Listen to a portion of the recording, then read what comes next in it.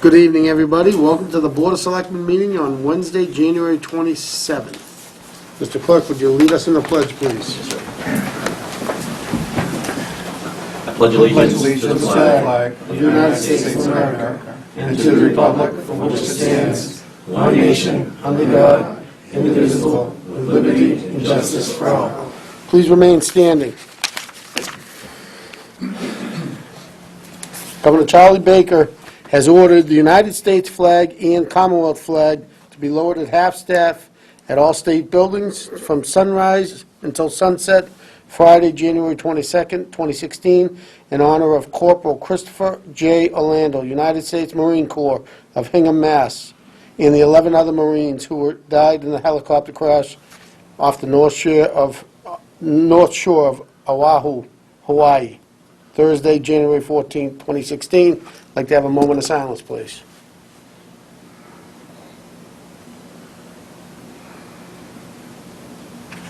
Thank you very much. All right, tonight's agenda. We have pledge, 6:35, we have road improvements plan, a presentation by Street Scan. 7:05 is public input and members updates. 7:10, request from Clean Lakes Committee and Conservation Commission. 7:30, board appointments, town board appointment, Taxation Aid Committee, Library Site Selection Committee. 7:40, update on the Littleton Air meeting with MassDOT on Air Road, Willow Road, and Bruce Street intersection. B would be introduction of a alternative retirement program. At 8 o'clock, FY 2017 capital budget request, fire, police, highway. 8:30, town administrator, assistant town administrator. Transportation for Massachusetts T4MA Municipal Partnership. Appointing authorities of executive assistants for police and fire chiefs.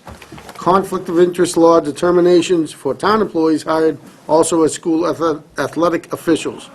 Other business at 8:45 is minutes approval. Mr. Bergman, mail. Mr. Chairman, just a few items. We have a copy of a notice from the governor to our fire chief, Scott Wazinski, announcing the award of 2 grants under the Student Awareness of Fire Education SAFE program and Senior SAFE program. This is at least the second year in a row, Chief, third year in a row that we've received this grant funding, and so congratulations for again for those. There is a public meeting on updating the town's hazard mitigation plan, which will be held on Wednesday, February 3rd at 7 p.m. at the police station. We updated our hazard mitigation plan 5 years ago, and it has a shelf life of 5 years, so it's time to do it again. We've contracted with MAPC, who did the previous plan update, to come and update it. So more information is available on the town website about that.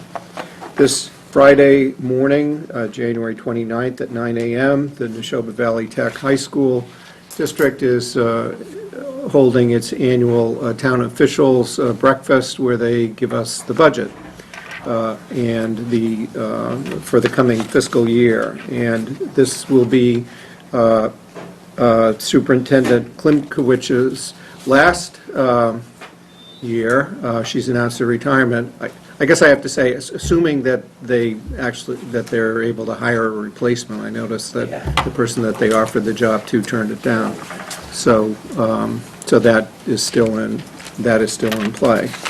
But nevertheless, it's always a good. I don't know if there are any members of the Finance Committee coming, Fred, to that breakfast. I think the assessment figures are there's an increase of 1 student from this year to next based on enrollment. So we'll see a slight adjustment in the assessment from the Tech High School.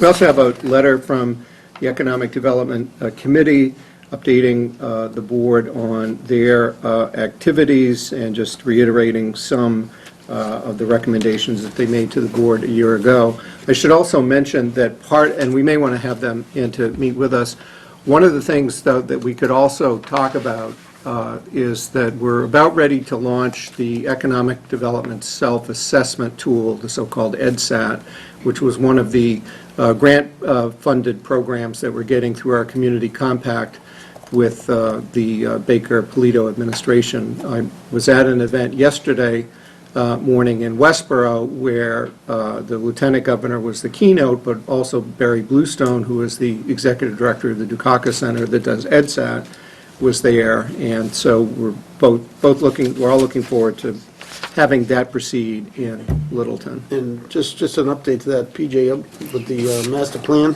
have you engaged the Economic Development Committee yet, or? Yes, no, they were one of the committees we did have present with us.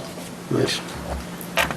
'Cause there's some good suggestions in there, too. So we'll be touching bases with the Economic Development Committee, especially as we launch the Economic Development Self-Assessment Tool, I hope in the next month. Lastly, in the mail packet, you have a letter that we received from Littleton Liquors LLC with the suggestion and request that the board consider asking town meeting to file home rule legislation to allow us to issue one additional package store license. We are at the quota right now of the ones that we've issued, and it is true that the only way you can get additional package store licenses is by going to the legislature and asking. The governor's reform a measure that's included in the so-called municipal modernization bill, which would devolve the quota to each local licensing authority, so you could set your own quota, is only proposed for pouring licenses, not for package store licenses. So it still might need that additional one. I think it warrants a separate agenda item for discussion on what you'd like to do. We can have folks come in, whether you'd want to restrict geographically where the license can go. That is something that you can consider in a home rule legislation, but Well, I think it's a legitimate request. I know the store down there is very busy. I happen to walk by it every night. And, you know, this license moving down to the point kind of leaves a hole there, so Yeah. I agree with, let's set it as an agenda item and start the process, so as we move forward to town meeting, we can be glad to have an do that. article. Okay. Or, I don't know if let's Sherry talk- had any additional information on that point. No, actually, my husband Dominic wanted to be here, but he's Okay. home with that puke bug, so he said he. Hello, Dominic. Thanks, watching. Thank you. Yeah, so Okay. let's just set it and Okay, we will do let's start the that. process to hear the folks in town in regards to. Great. Okay, we're all set. All right. So tonight we have a presentation on Street Scan. It's a program that Jim Clyde had brought to us, Bonnie brought to us, what, a year ago? Yeah, I think it was a. Probably not quite that long. Yeah, close to a year or thereabouts. You know, roads are always an important piece of this town, and we never stop hearing about roads, especially the members of this board, and I'm sure planning board and some other elected officials. We're kind of the sounding board of everybody who has a bad road. So the town made the investment and contracted with Street Scan. They're here tonight to do a presentation for us, so you all know what we're looking at to make some decisions in regards to future road planning and those roads that will be added to, moved around. It's a fluid document, just for the fact that some roads get worse faster. We have made some good improvements in town. We just we completed the Shoba. And we're currently working on New Estate. Very expensive roads. Those were two very expensive projects. We got some new equipment I'm sure you've seen around town, what Jim and his staff have been doing with the grinder to try and put some Band-Aids out there to improve some of those potholes. And as we move forward with this road plan, we'll hit those roads that are worse. So I'll turn it over to Street Scan. Why don't you introduce yourself for us as soon as you guys are up and ready? Just one. While they're up and running, I'd just say that the project that you're about to bear witness to was developed out of 5 years of research at Northeastern University under a $20 million grant by the National Institutes and Standards of Technology. The project was commercialized in the spring. We had a lot of PR, everything from Fox News, the Boston Globe, et cetera.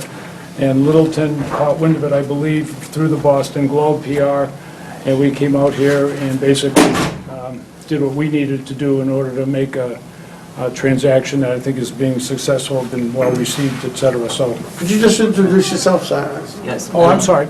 James Healy, I'm the VP of Sales and Marketing, and this is Sal, Thank you. also from StreetScan.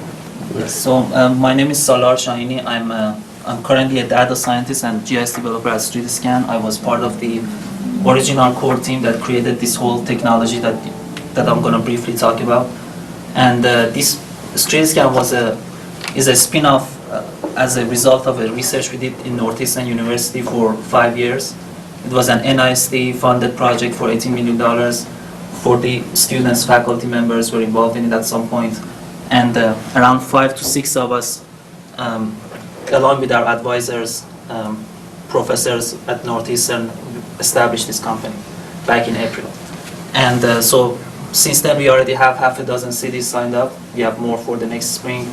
And I will briefly go through our technology and why we think it's revolutionary, and then provide you with our findings from our results in Littleton.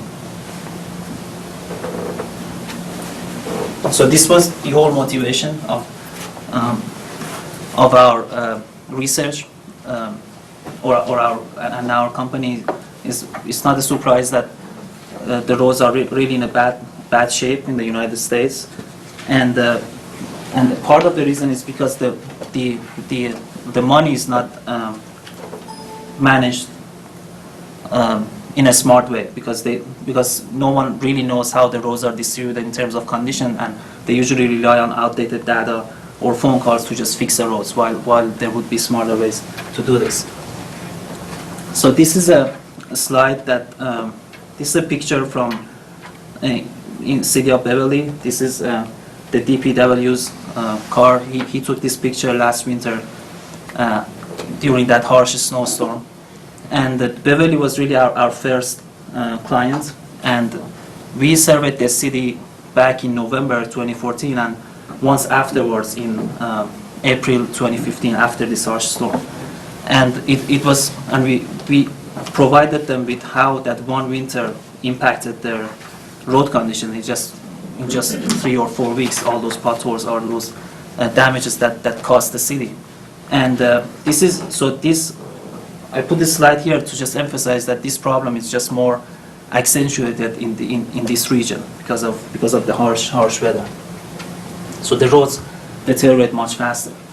Now, what we are trying to do with the pavement management system is trying to answer these questions, that to justify, or first of all, to come up with the best plan that would maximize the repair dollars, because obviously we never have enough money to just repair all the roads.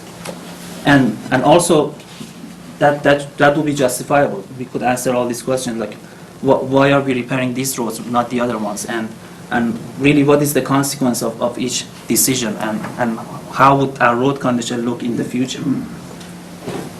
Oh, I can use this. Yeah, you can Yeah. click All right, the bottom one. Yes. Advances. All right. So this is basically our solution, our product. It has 3 parts.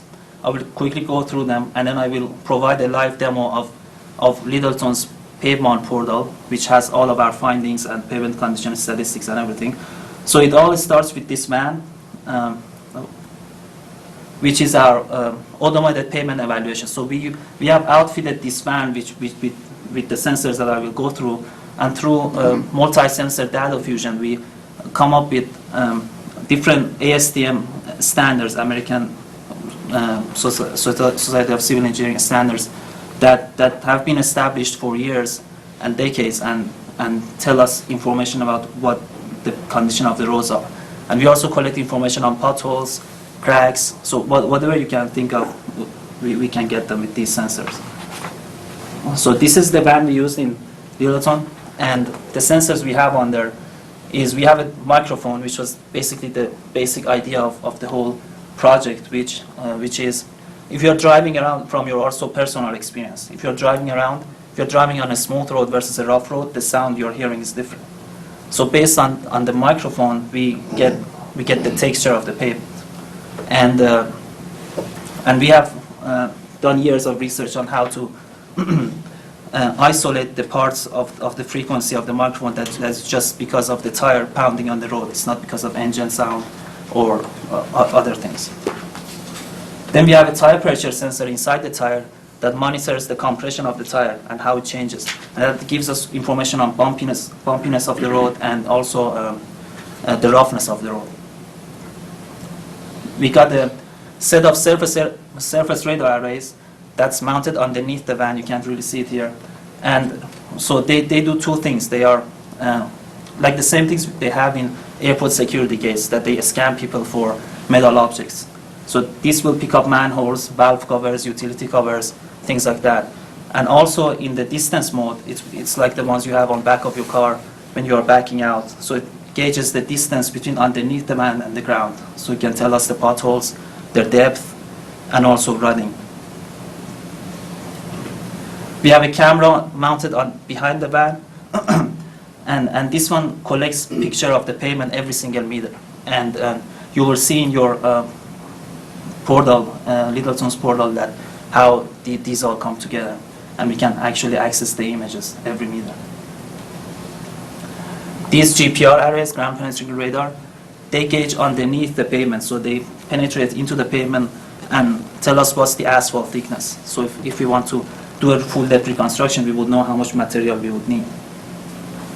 Or if the asphalt is thick enough to do a mill and overlay, for example, versus a full depth. So it gives us information we wouldn't get by just looking at the surface. It would penetrate into the surface. And finally, a GPS on top of the van, which really ties all of this together and tell us where these information are collected. Now into the what we get, what are our outputs. So all of these data are visualized in a web-based fashion, and we have an online system that provides us this information. I will just quickly show you a live demo of some of these data layers and their features. So I've already navigated to this link. This is Littleton's portal. Maybe I can put this full screen. And this is just a welcome page. Just close it. And so this is secure and password protected. So only Littleton can access their port. I mean, these are my credentials, but each town gets their own credentials. So the first thing we see is the overall condition. The roads are color-coded. Green means they are in a good shape, yellow fair, and red in a bad shape, orange in between. And these are color-coded based on PCI, which is an ASTM condition rating from 0 to 100. 100 means it's in a very good shape. It's green. 0 means it's failed. It has failed. And wherever I click on the map, what I get is all the data that are produced, not just the PCI, which really gives you the whole picture, but also MTD, which means the texture of the pavement, roughness of the pavement, IRI, International Roughness Index, total cracking, and I should point out that all of these data are fused together to give us the PCI or the overall ratings, right? But if you want to look at individual layers and more detailed layers, you can do that too. But pretty much everyone just looks at the PCI, so this road is 9 out of 100, so it's really in a bad shape. It's the newest state road, and every meter we get the picture, so we can actually look how that actually looks like. Now do I go back? Before construction, right, Jim? Before construction. Current condition. It made it to the top of the list. So. So we can get pictures every meter. And we could look at the green one, for example. This is 100. Yeah. We just finished it. Right. So this is this makes us feel better. The system works. Right.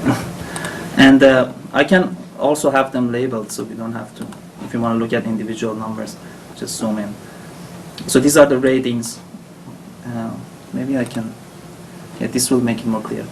And so we have all the other underlying data as well. So pavement distresses, all the potholes. So all the potholes that were picked up by our system are mapped by this symbol. And all the bumps, for example. Bumps meaning wherever there's a discomfort where a driver is driving. So it might not, this one might not be visible in the images. It's more the driver's experience. We have surface cracks. We have crack seals. So we have many information here, and we can look at them, like this one, crack seals. So these are the ones that their system picked up. We got patches. So we can get really detailed information. And additional to all of these data, we have also integrated the other data that the town had, like the location of outlets or catch basins, right? So these are also all mapped here. So when I turn it on, we can also look at those. So these are, the green ones are catch basins, these are outfalls. Location of all the manholes, these blue ones, maybe I should turn this off. Location of all the manholes, utility covers, valve covers, hydrants. So in this system, you can really manage different assets. It could go beyond pavements. And additional to this layer gives us the maintenance and repair suggestions. So in the orange segments, the pavement would benefit really from a full from reclamation or reconstruction. It's basically, with the blue ones, rehabilitation, like Milanova. With the light green ones, preventive repair would be most beneficial, like crack seal or microsurfacing. And with the dark green ones, we really don't need to do anything. The road is in a good shape. And like this one. We got different layers here. I just like the jurisdiction, which ones are owned by the town, which ones are owned by the MassDOT, which ones are private. So blue ones are privately owned. Purple ones are owned by MassDOT, like highways. And the number just shows the number of lanes, right? So these are the third-party data. Oh, sorry. Right. And one last thing I would like to show here is that we also have another. So we all saw the pavement-looking images, right? I should click some. This one is really bad. And we could also look at, this is something new we have integrated here, which are the front-looking images. So every 2 meters, we can also look at how the, from a front-looking of the, this is a new sensor we have integrated here. We're just exploring with it. So you also get these pictures every 2 meters. All of these hosted in this web-based fashion. There are a lot of tools here. I probably shouldn't go through them all. Maybe I'll just show this one, elevation one. And what it does is that if you want to know, for example, how the water would, because when it's raining, if the water stays and there is not a good drainage, then that would really be a problem. So we could use this one to figure out where the water would stay. For example, here is where on this street we would have a problem. Or here. So there are a lot of tools here, but I don't have. So do you have training for Jim and his staff? Is that contracted in? There is a tutorial that we provide, but Along with the public safety folks, to make sure that if they want to use it, they can. we'd be happy to provide Okay, great. workshops. Yeah, we can have all of our Sure. staff participate in that. And it's pretty also simple to use. You can, as you saw, you just go in there, click around, you get the table. Right here, I just didn't show them like all the tabular data, what's the numbers, so you can do a lot of things And it's tablet friendly. Right, it's That's a one of the web-based things. fashion. He can, Jim can be back in the office, and you can have tablets out in the field, and they can actually be on the same page at the same time. Right. So now I will go through some of our findings and pavement management scenarios, different budget scenarios, how that would take the road condition in the future. So these were here in case we had internet problems. So we already talked about the pavement condition ratings, or the roads are color coded, piece pavement condition index.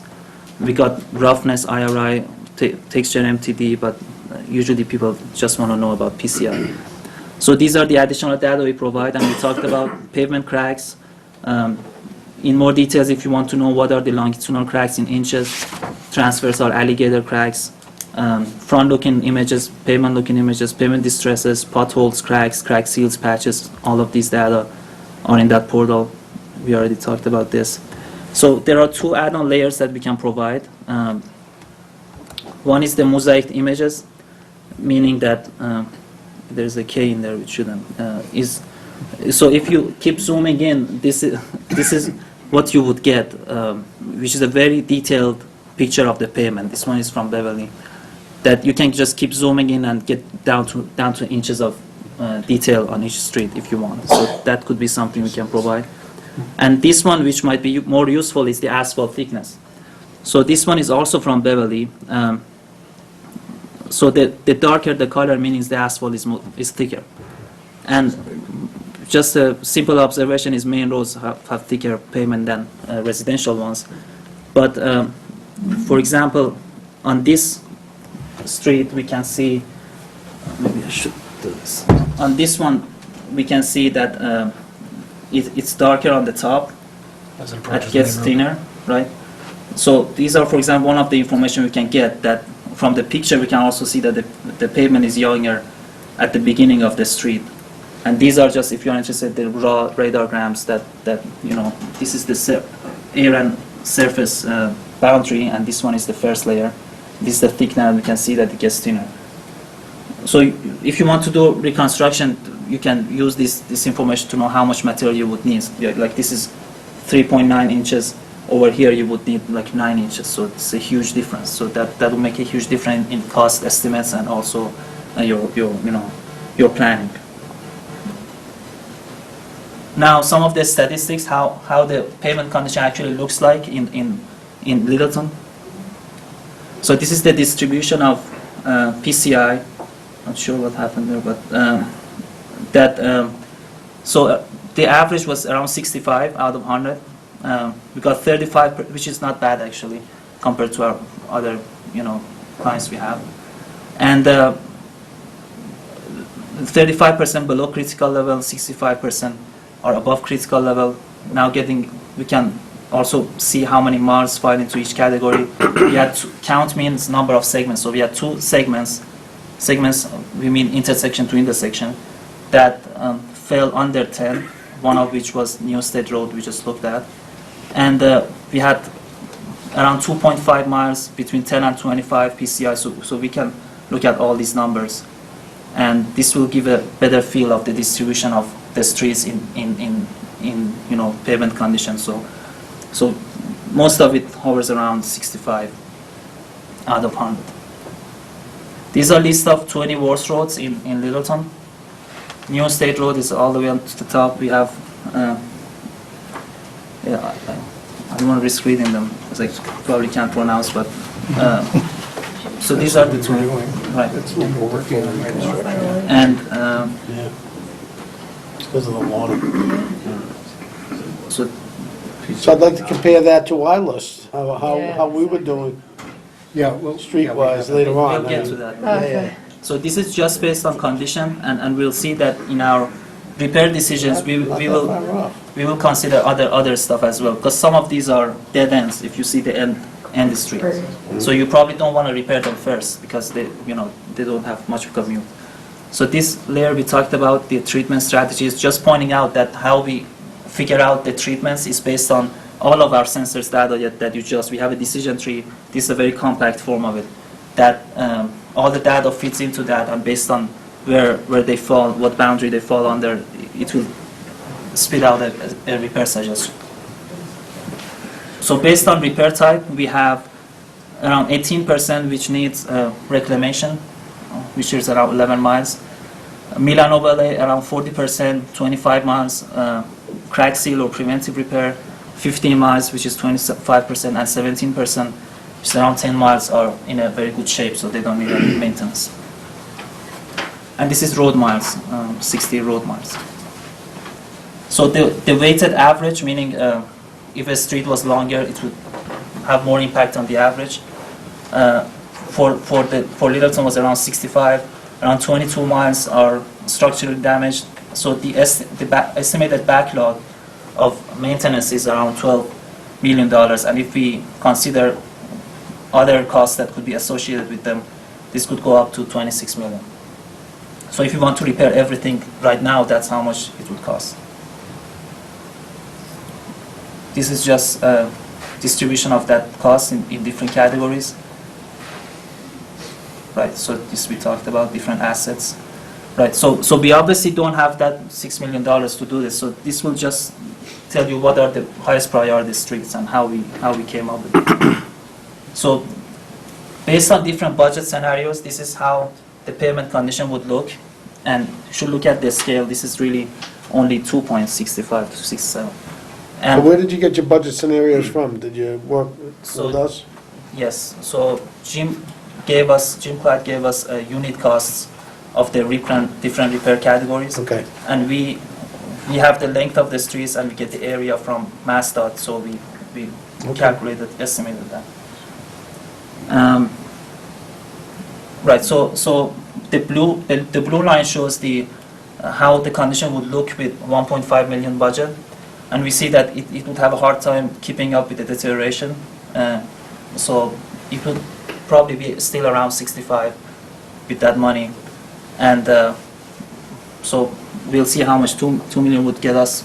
It would increase it by a point or two if we double it, up to $3 million, and this would probably give us a better of how it would look.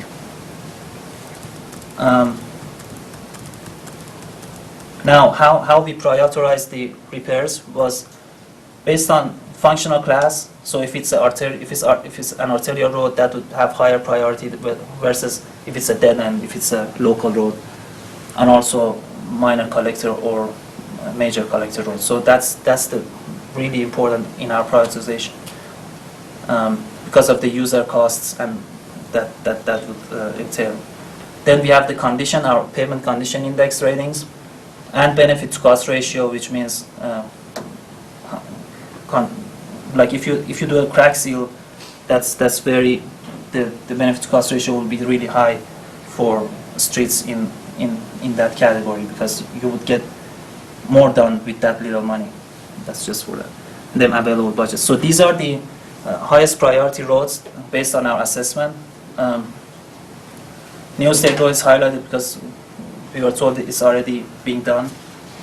And you see the estimated costs, which for some of them are a lot. Should I move on? Or? Yeah. Keep going. We'll come back to that one, don't worry. So just showing where these streets are and why they were, just a quick look of why they were picked. So this one is Foster Street. It was a major collector. The PCI is not necessarily the lowest, but because of the traffic that goes through it, this was the highest on our list. I mean, it's still low 17, but it wasn't the lowest. Where did you get your traffic data from? So MassDOT has this functional classification for each road. That is it arterial, is it collector, or is it local? So we don't have actual traffic counts. We have a functional class. Oh, are they close, Jim? Have you ever taken a peek at the MassDOT info? I have not. Okay. We can share you that data. Right, so New State Road was second. This one was third. Again, PCI wasn't the lowest, but because of the functional class. Harwood Ave was, because it has a major traffic. This one was the next one. So these are the highest six. And then we have Fletcher Lane. Lakeview Drive, this one, Queen Road, and Evergreen Road. So these were the top 12 on our list. Right, so this was our presentation. If you have any questions. Yeah, thank you. Thanks. Thanks. Board members, any questions for, I have a couple. Go ahead. fire away? How long did it take you to compile all this data? I think we did. I think we did 3 days. We drove around for 2 full days in Littleton, and we turned it around. I think after a month. Right. I think after a month we provided all of this data on the portal. And how long do you think the data is good for? Right. I mean, So- how often should we be doing this again, I guess is what I'm trying to say. Great question. So we would suggest at least a year, because I mean we have a deterioration model that really predicts how the routes would look like in the future, and that's adopted from FHW, so it's very reliable. But still, we have found out that usually doesn't, the roads do deteriorate differently, especially in this region. So at least a year would be probably the smartest thing, because of all the weather conditions here, it's really hard to predict how it will look like. So the priorities will change. Let me just add one. Ideally, you want to do it every year, so that eventually the condition of your roadway is rising from an average of 65 to an average of up around that 80 level. If you do it every year, you're almost, I wouldn't want to say guaranteed, but you're most likely to do that using this plan because of the long-term planning. So every year is ideal. You have a base now, and like what Beverly did, they did it before the winter, and then they did it after the winter. Now they're going to be doing it every year, and they're on their way up in the improvement of the roads on a steady basis. Well, let me just add that this is not necessarily because the roads are going to deteriorate anyway if we scan them or not. But what will happen is that you would get insights that you wouldn't get otherwise. For example, this repair type just does not work. This repair material does not work. If you have enough data, you would know that this material really didn't hold up in the winter, so we should stop using that.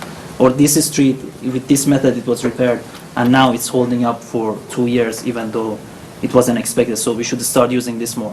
So because now you have a baseline, so that would really gives you a lot of insights into what to do in the future, once you have enough data that you could go back to and study. So that's for example one of the things we did for Beverly. Did that answer your question? Yeah, thank you. Anything else, Joe? Melissa? Yeah, first of all, excellent presentation. I thought that was really, really good, helping us understand your technology, and the technology itself is exciting. I like data-driven decision-making and technology solving problems, so I thought that was awesome. My question for you is actually back to Beverly. You mentioned you did the scan twice, and you also mentioned things started to get better since you've done that. What actions did you see Beverly take based on the data you gave them? So there were a few. One was probably the most interesting one for scanning it twice was, well, one that usually everyone does is it's just they could, because Beverly has different wards that you know, they would say, like, keep saying, oh, why aren't you repairing this? So now he has this that he could show and say, because everyone in the city would say the road in front of my house is the worst. But once they have it, they see the full scale picture, they will see, oh, like that one is much worse. So that was the first thing that usually everyone does. But what was interesting with Beverly was, because they scanned it twice, once before the winter, once after, so we provided them a report of how many new potholes, what was the damage really to the city based on only that one winter. And they submitted that, I don't know what happened to that, but they submitted that report to FEMA trying to get some emergency funding for that winter. So that's the other thing they would do. And one of the other things, we haven't done it yet, we're going to do for them is just what I described, that some places they did crack sealing right before the winter, so we want to study, because we also have the images, how that held up. So that's the other thing. Thank you. DJ? And she raised a really good point. And first, as Melissa said, thanks very much for everything you did.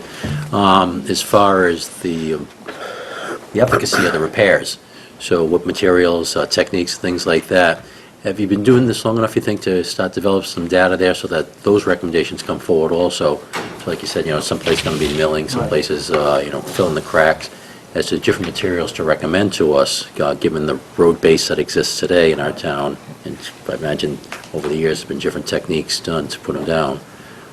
I don't think we have that expertise yet. And there are some suggestions provided by FHW. It has a very comprehensive reference document. So if you go to FHW website, you could find that. So those general recommendations we can make, but that specific local ones, that's what we are trying to get by doing more scans every year. So yeah, and also once we do more cities, we probably can say. And of that, you're aggregating the data so that what happened in Beverly, just use them as an example, if there's similarities in materials for the base already, and they use a particular repair material Yeah. in comparisons with what we may do, just as examples. Yeah. That's one thing we would look into. I don't know the answer to that. Okay. We haven't studied that yet. Thanks. Yeah. Mr. DeCoste? If we were to make some fiscal decisions to move forward and do subsequent scans, I would assume that you guys, that's beneficial for you because you're getting better data, you're getting more business from Yeah, us. yeah. Contractually, how does that, is there a benefit for us for signing up for 2 more years of scans or 3 more years of scans, kind of like a subscription? Right. The more you subscribe for, the better rate you get. I think definitely that's something that, we have discussed this. For example, with Beverly, I know that we gave them a discount, even though they were the first adopter and they already got a really good discount. But yeah, that's definitely something we would do. And we are always interested in collecting more data also for our own studies, so that's something we'd be very interested to do. You can talk to me about that actually as we start moving forward a little bit on that, but sure.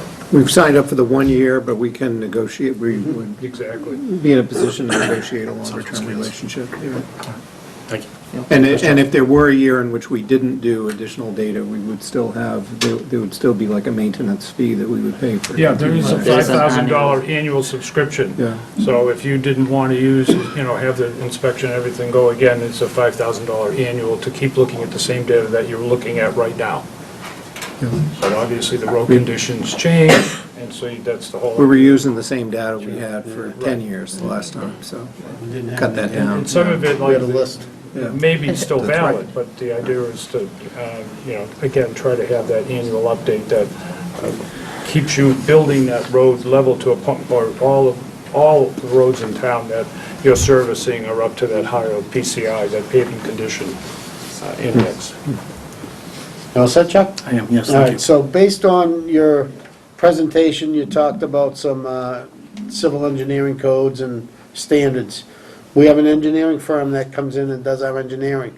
Are they gonna be able to extract some data from this and save us on some engineering costs?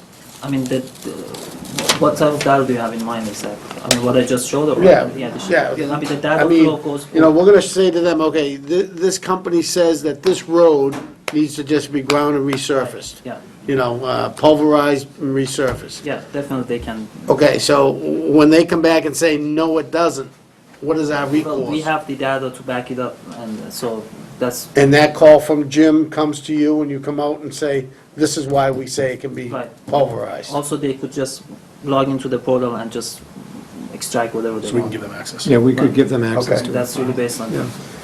But again, standards that they would recognize, so we won't have this All ASTM, finger pointing type of issues that we have all on particular ASTM roads. standards which has been established back in the 70s. Okay, So that's by US Army, of course, so it's all something that is globally used actually. So, all right. yeah.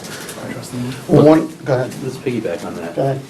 Have you engaged in any partnerships, and I don't necessarily mean, contractual partnership, but with engineering firms, Right. specific to the chairman's question? And so we do have an engineering firm that does the work for us. Have you worked with other engineering firms and you're finding a very good symbiosis, if you will, where they're coming back and saying, yeah, this is good, it's helping us do better engineering?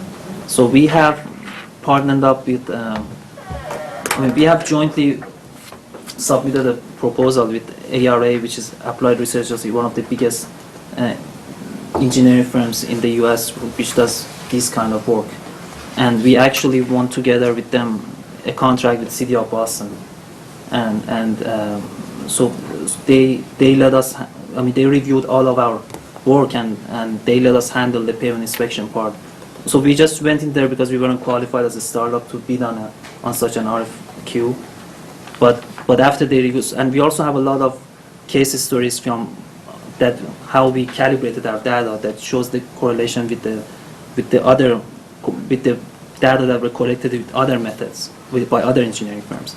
So we have those data and we have published all of those papers that shows how well our sensors data correlate with the. Super, thank you. But yeah, we are working through other engineering companies, we're negotiating contracts at this point in time, and the answer is simply yes. We're willing to look at that, and we already have. Good. So my last question, you know, we talk about the roadways. What about sidewalks? I mean, it's part of our roadways, it's part of our scan, it's part of our...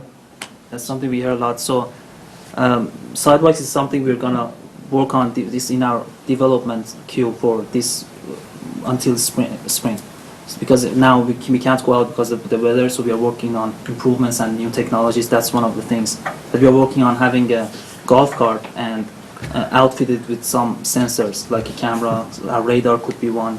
I mean, we are in the testing phase, so we haven't fully made that yet, but that's in the planning phase, so that's going to be something we can do by the spring, hopefully. Yeah, just to add to what Sal is saying, there's also another company out there that we actually met at the MMA last week that may be someone that we're looking into that does that only. And like working and partnering with other companies that you get some synergies out of, we're looking at them to possibly do that. They've got some innovative tools that we might want to work in partnership with, but so again, trying to look out what's in the best interest of the client, whatever way we can make that work. Okay, and I know DOT and the Commonwealth, even Littleton, you know, we've adopted some safe street regulations. Are you incorporating any of that into the software, as far as widths of lanes and bike lanes and anything like that? I mean, the width of streets and all of that we use for estimating cost sheets, they all come from MassDOT, but we could integrate it in there, but we are not using it for... It's a template that you might want to consider moving into, because the state is just, or is this Friday, or this Monday, releasing the specs on its Complete Streets grant program. I went to a training today. I know that Jim Clyde had gone to one earlier, and there will be a lot of communities that are competing for And you know, if we can show some data that we've been proactive in this, maybe that moves us, get us some more money, so. We'll definitely look into Yeah. that. The bottom line is getting more money from the state, yeah. Well, Chapter 90, covers, Got it, yep, most if not all, so. yep. Not enough, though. In fact, one of the funding categories is a community can get up to $50,000 to help prepare your priority plan for implementing Complete Streets. So that may be a particular area that you Really? I mean, we can even put this on our grant form too, saying that we're moving forward. So like for the bike lanes you mentioned, for example, we can get the street marking with our image processing. So that something that could go if you have correct, proper marking. So Sure. we'll definitely look into that. The more information we have to get to, for this board to make decisions, to hear the public input about our streets and to get it to Jim to make Okay. smart decisions is what we're looking Yes. for, so. No, The more the better in my eyes. I have no other further questions, board members. I'm going to turn it open to the audience. If any of the audience has any questions, go ahead, Fred. On the slide, your slide 28, the investment versus Yes. the improvement in ranking, if you will. What it shows is about the level of investment that we've been making keeps us at about a 65 ranking. And if we up that from $1 million to $1.5 million a year over 4 years is $5 to $6 million that we've been spending. And we up that to 12 million by going to 3 million a year. The bar only moves 2.5 points. up to 67. And if the gentleman mentioned you'd like to be at an 80 score, you know, what does that mean, an 80 score? And I would think that the selectmen would have to come up with their recommendation. Is, are we comfortable being a 65 score town? Do we want to be an 80 score? I don't know what an 80 score means, but do we want to be that? Do we want to be a 70? And then try to put some kind of plan together to get from where we are to there. Because if I look at this and I say, okay, 12 million bucks only moves us 2.5 points, and if we did want to get to an 80 score, we're only 16% of the way there. We're still 84% away from where we want to be. It's a heck of a lot of money to get from where we are to there. And the second piece is, in the next 4 years, I assume some of the roads that are considered okay will continue to deteriorate. So do they fall back into this kind of a category? Is there a blended program where, we'll work on one bad road and 2 or 3 not so bad roads, and then one bad road and 2 or 3 not so bad roads? Is that a better way to do it? I'm just asking some questions here of the expert. So, first, what this plot is showing is if we are smart in spending the budget we have. So if we don't scan it and don't know where the problems are, I'm pretty sure that blue line would be a curve that's showing that you just can't keep up with the deterioration. Right. So that's one of the points this would make. And secondly, 2.5 is really big in a city that has 600 segments. So that is a good jump, but still that's not, you're right, that's not a significant jump. And what we usually suggest is that you put 80% of your money, and that's something we could work with to provide you with that plan, is that you put 80% of the money budget you have for the ones that you should, like the top 20 highest priority ones, and just leave 20% for preventive repair. So you just do crack seals, which would be really cheap, and you can do a lot with it to keep the roads that are in a good shape where they are for the next few years while you are bringing up the ones that are being reconstructed. So that's something we actually suggest to do. To spread your money 80 to 20.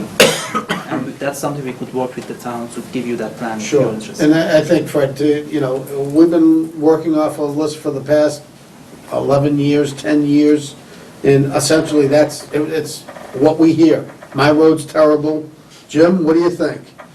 And we go off of that. Now we have something we can actually point to say, we need to make a budgetary decision based on what we have for cash and what the roads actually look like, and that's what we gotta do. That's one We thing. have data to refer to. Well, it's objective data, that's the big Yeah, thing. that's huge. It's objective data. That's one thing we need to know from the town before moving. We need to know if you are open in doing the 80-20 plan, and then we can move forward with giving you more specifics. Well, I'd like to see a couple different scenarios, just not with the 80-20, maybe a 50-50 split, see what it looks like, But, I mean, if you're saying an 80-20 split is Based on our studies, yeah. a good study, and you have the data to back it up, by all means. I don't know what we've been doing as far as ceiling and percentage-wise. 90-10 right now. 90-10? Yeah. All right. So we're not that far off. The other point of information, which might answer some of Fred's questions, is if we project this out another 4 years, do we get to a point where there's diminishing return? Do we get to a point where we just keep growing to that 80? So this curve would, if you also, it might be, this curve at one point would, be, the slope would be higher, so it would get better sooner as we move forward. Because right now, there are so many roads that are in a bad shape. But once you bring those up, it would after a certain number of years gets better. But we didn't project it more because this gets less reliable we could continue this curve. Well, and also, don't forget, what we're talking about is, we've done the survey in year 1. We haven't done a survey in year 2 or 3 or 4 based on these projections. When I'm talking about having that go up more, it's doing a survey more frequently. So you'll see a greater increase in the percentage. I should point out that we have, I'd have to work some of your numbers around, but I think you're right, but I think that would address it. I should point That out may that address it. our deterioration model, which we also developed, is an add-on to the FHWA one, which considers snowstorms in this region. So if we were in another region, the deterioration would be less severe.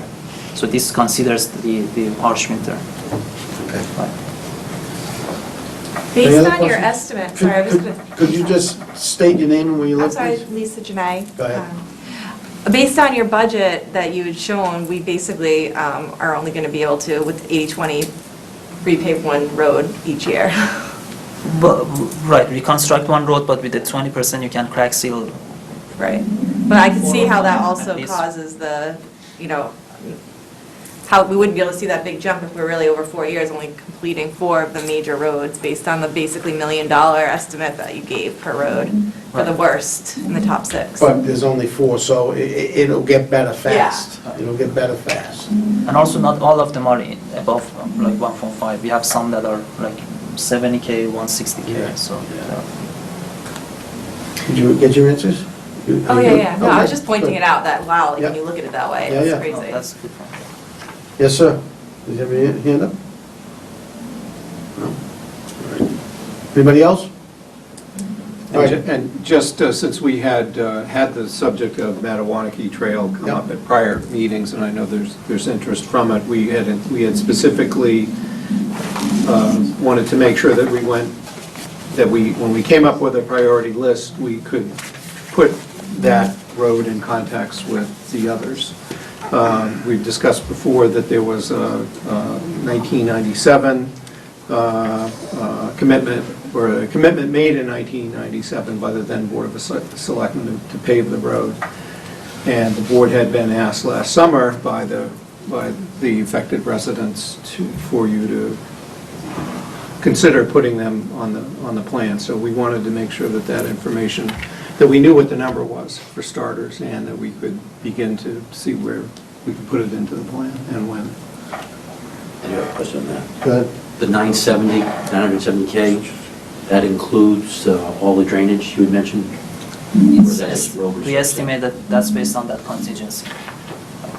That's what we estimated. Yeah, we haven't fully vetted those numbers, but I would think from what we've been doing, that's probably pretty close. Because I recall you said because from 97 through the present, there's substantial change in EPA requirements and the like in drainage. And if that includes that, super, I just want to know the answer, that's all.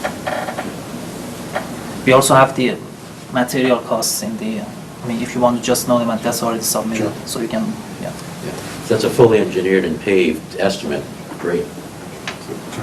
That's what I think it is. right? All right, any other questions? The answer is it is. Okay, thank you. Yes. Yeah. Any other questions? All right. Thank you very much for your... If anyone is interested in brochures or anything like that, I'm going to leave some here. Very good. Jim, do you have any input on this? I'm just gonna say from the new list, from the old list, you did it purely from the benefit value for 90%. That's why it hit all the big roads and didn't hit any of the small roads. Because, I'll just pick Fletcher Lane as a dead end with maybe 20 homes on it. So that wasn't even close to making the list before, because you did pure benefit value. They did it a couple different ways, and that's when the selectmen determined that they wanted the benefit value. That's why a lot of times the smaller roads don't make it on the list.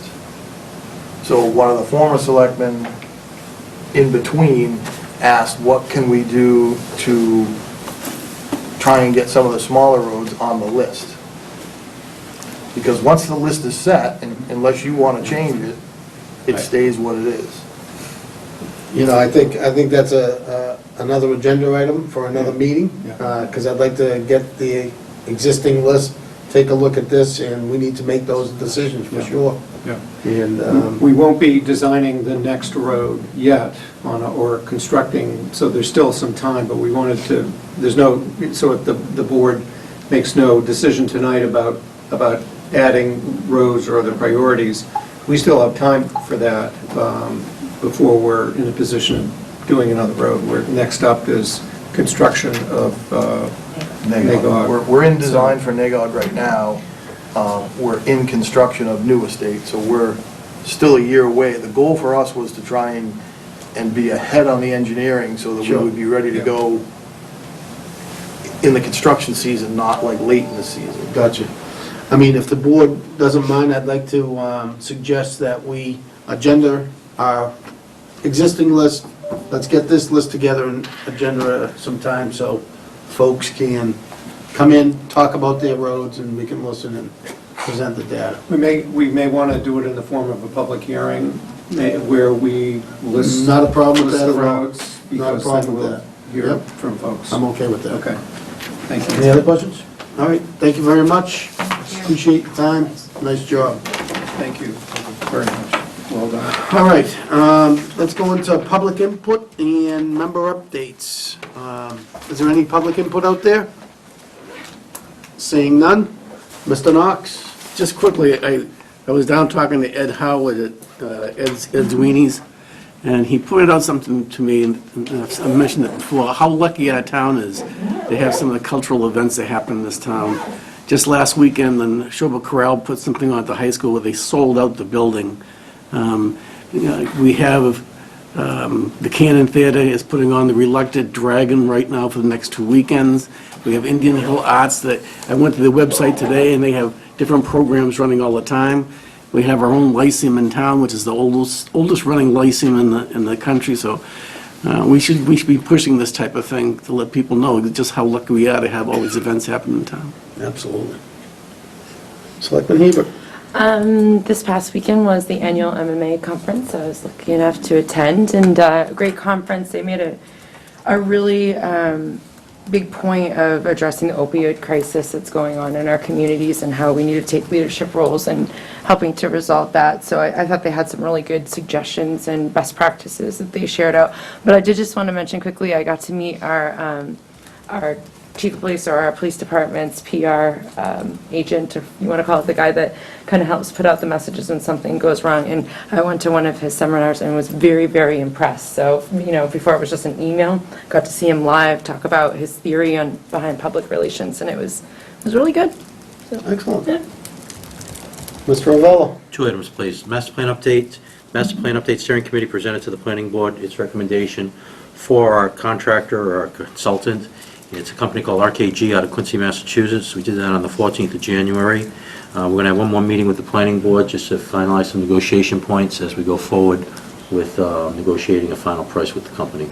So we're looking pretty good. Right now, I have no update other than the 11 February meeting. Has anything changed? I'm not sure that, I don't know that it's any earlier. Tried to do it earlier. It was a case of bringing the board together. So it looks like maybe 11 February we have that meeting with the Planning Board again. And then from there, we can go forward and work to make the award. Fantastic. The second one is in the form of a question, and for our public safety folks, the two chiefs. And it's kind of ancient history, so I apologize for that, but frankly, it only just recently came to my attention. But back in June, when we had some contractors doing some road repair or cleaning out catchment basements on King Street, a gas line had been hit, and a leak occurred on that. And again, because my information is so rudimentary, but there was about 2 days where gas was allowed to continue to leak. Could you perhaps clarify that, Chief? So, as far as that particular situation, when we are called for a leak, we respond immediately and notify the gas company for that leak in particular.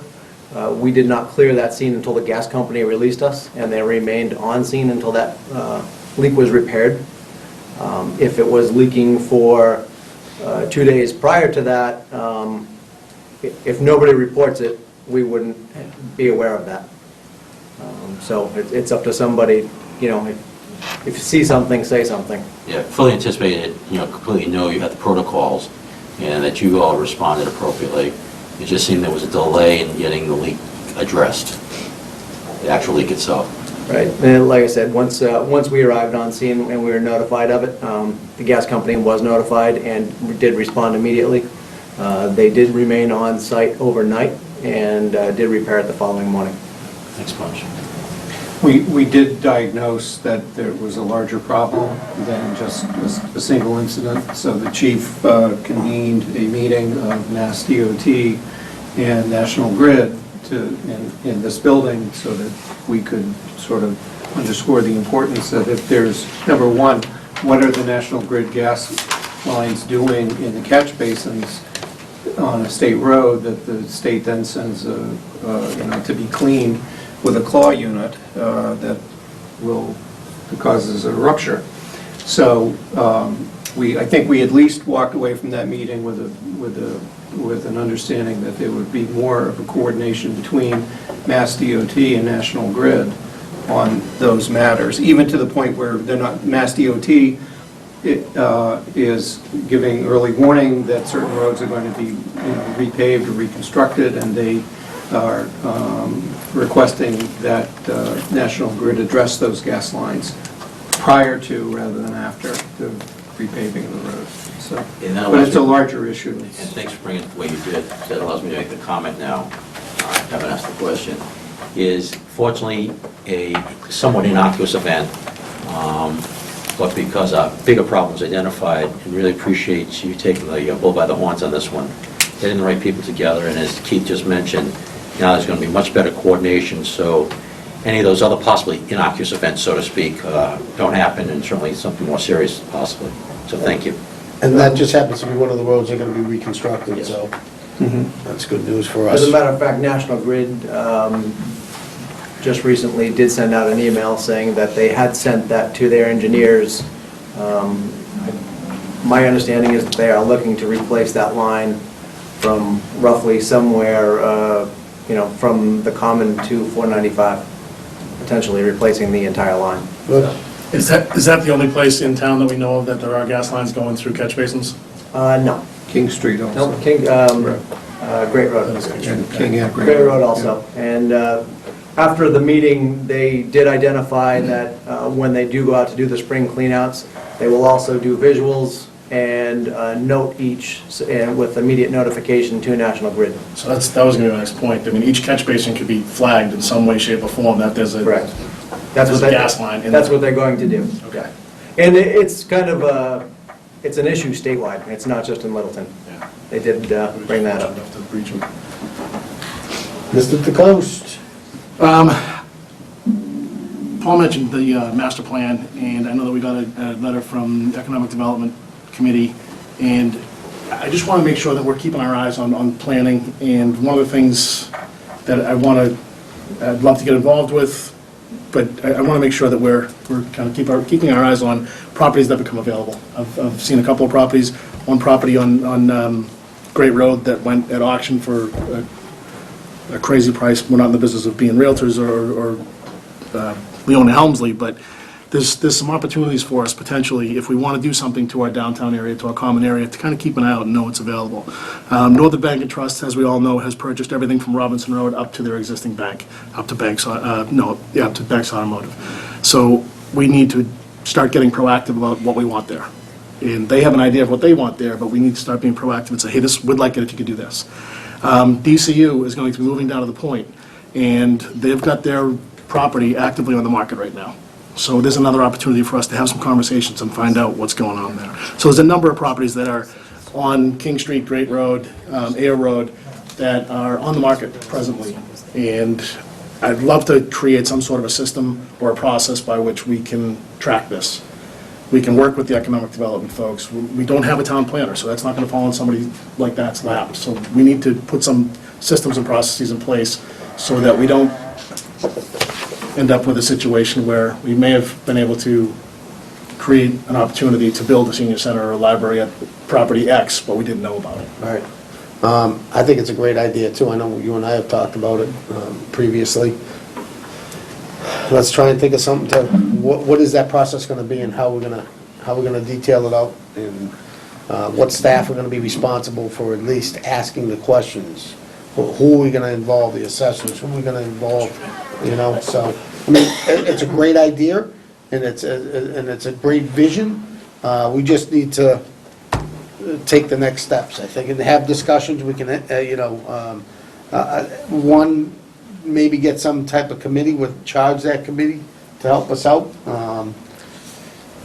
Open for suggestions. One of the things I propose is that we send out a draft, just a standard letter to properties that we feel as though are properties of interest. So we'd have to meet to figure out, Sure. okay, where are there properties that we may in fact be interested in, that may fit a need for the town? Sure. That are adjacent to an existing town property or something like that. Sure. And once we identify those, sending a letter out and letting the property owners know. Some of the property owners are absentee. We ran into that with the Littleton Light when they were trying to relocate the doghouse on the common, and Joe did some digging and found that the owner of the property next to the CVS is from within New York City, I think you said, right, Joe? So it's going to take some Why don't we- massaging and maneuvering. Why don't we do this, Chuck? Let's agenda it. I think it's a great idea. Let's just have its own agenda. Let's talk about getting some type of committee together, see what your vision is, let folks think about it, come back and let's talk about it. It's a good idea. And as I said earlier, in the next month, we'll be moving ahead with the economic development self-assessment tool with the Dukakis Center at Northeastern. And that will, I think that will be a great focal point for getting all the interested parties together in town to figure out how we can better organize for economic development, for sure. Yeah. It's kind of what brought it to the surface, the PJ Mitchell master plan. You good? That's all I have, yes, All thank right, you. so I just have one thing. It was brought up at the last Finance Committee by Mr. Faulkner that, and I quote, "Mr. Carr thinks we are spending too much money on roads." I spoke to Fred about this. I never made the comment. I don't know where it came from. I think we're spending what we have on roads. I never said we're spending too much money on roads. I think, our commitment to street scan, the commitment to the town to hear everybody out and work with the road plan. This board has been committed to roads ever since I've been on it for 8 years, and that hasn't changed or wavered at all. As a matter of fact, with the ability, with the finance team, with short-term debt, the way we're handling it now, it's never been better, and we've never spent more on roads than we are right now. So I just want to make sure people know I do support all the roads and getting them fixed and get it to that 80% of our goal. All right, moving on, Clean Lakes Committee. We have no pond restoration project, a letter of intent to preserve federal funds. Come on up, folks. Thanks for accommodating us on your agenda tonight. Sure thing. My name is Corey Godfrey. I'm the environmental analyst with the Water Department, and I'm also the advisor to the Clean Lakes Committee. And I have John Folsom here with me. He's the chair of the Clean Lakes Committee, and we also have some other committee members in the audience tonight. So I'll give you a 2-minute background on the Clean Lakes Committee and sort of lead into what we want to talk about tonight. The committee's been around since about 1999. John's been on it since the beginning. And since that time, they've been self-funded by cell tower revenues from the cell tower on the Spectacle Pond property. And over the years, they've undertaken a few different capital projects, done a lot of annual maintenance of the lakes in town, controlling aquatic invasive species and things like that. But one of the main reasons they were formed back in 1999 was to dredge Mill Pond and restore it to its original depth. Because about 100 years ago, it had a depth of around 12 feet, and nowadays it has a depth of about 3 feet. And that's due to a number of different factors over the years. Mostly prior to the era of environmental regulations, there was a lot of waste that was just dumped in the streams that fed into the pond and sort of filled it in. And so at this time, it's essentially a swamp, and especially during the late summer period. And so the idea back in 1999 was to dredge the pond, restore it to its original 12-foot depth. At that time, the committee began talking with the U.S. Army Corps of Engineers as a project partner. They have a program where they fund 65% of project costs for these types of dredging projects. And so a sort of partnership was established at that time. It's been many years since then. There's been a lot of sort of fits and starts to the project. There was a lot of interruptions due to various wars where Army Corps members were deployed overseas and weren't able to work on projects such as this. But we're now at a point where the Corps and hopefully the town is ready to move forward with the project. So I believe you received some background materials, and a copy of a letter of intent that the Army Corps is requesting the town submit to indicate its commitment to the project.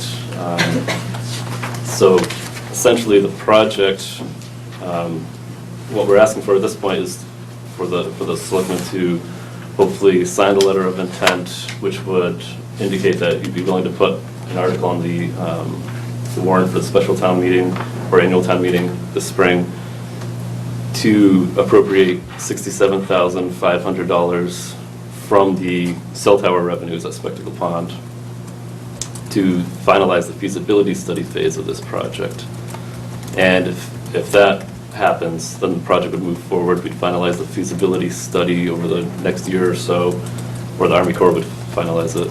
And then after that, there would be another financial commitment at that point, again from cell tower revenues of $137,000, and that's when the design phase would begin for the project. And then after that, construction would begin. And at that point, we're talking much larger money, but we've done the projections, and the estimate for the project would be a total project cost of up to $3 million, with Army Corps covering 65% of that, and the town being on the hook for 35%, so a little over $1 million. And that could be financed through a 15-year term bond debt, which could be repaid solely by cell tower revenues. So it would have no impact on the larger town budget if you consider the cell tower revenues separately. And so that's sort of the financial outline of the project. And at this stage, like I said, we're just looking to finish the feasibility study, and we have multiple opportunities along the way after that to determine whether or not we want to move forward with the full project or not. But what we're here for tonight is to hopefully get your support and answer any questions you might have any kind of discussion you'd like to have. Okay. Open to any sort of questions you Sure might have. thing. Board members, Mr. DeCoste, we'll start down with you. One of the questions I have is, when the dredging occurs, who incurs any liability from whatever's coming out? Where does it go? Well, so that's sort of the beauty of the current plan is, so over the course of the past 15 years, there's been several alternative ideas thrown around. Originally, the whole pond was going to be dredged, and the material would be taken somewhere else. That's been one of the sticking points, one of the reasons why the project hasn't moved forward, because it's such a massive amount of material.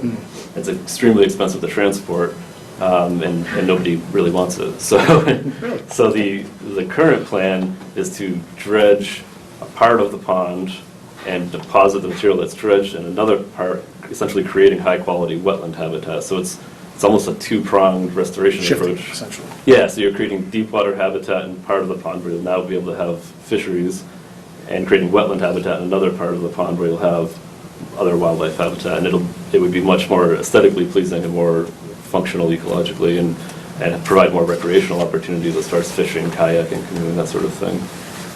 So the material would stay within the pond to be moved, essentially. This idea came from the Army Corps, who just recently completed a similar project in Milford, on Milford Pond. And we're very excited about the success of that. And we seem to be gaining with every little project that they do. So this, Yeah, they learn more. so this certainly addresses some of our major concerns. Okay, good. That's really all I have. Okay. Mr. Revella? Proposal all looks very good and nicely put together, thank you. The only question I have is maintenance. So now, actually, you sort of answered in a way when you said 100 years ago it was 12 feet, but was it also 12 feet 10 years ago? In other words, what's it going to be, and what maintenance costs that might be projected to keep the remediated pond? Well, one of the great things about creating the wetland habitat is the locations of that new wetland habitat would be such that the streams feeding into the pond would filter through those wetlands and essentially prevent any additional sediment from accumulating in the bottom of the pond. So there'd be really no maintenance once those wetlands are established after the first few years and the vegetation's all there holding it together. It would be a naturally functioning system again. Do you expect the Corps' feasibility study to also have an analysis as to the risk associated with that probability of reoccurrence? The Army Corps wouldn't go ahead with a program that didn't sustain itself for 75 years. That's their criteria, so.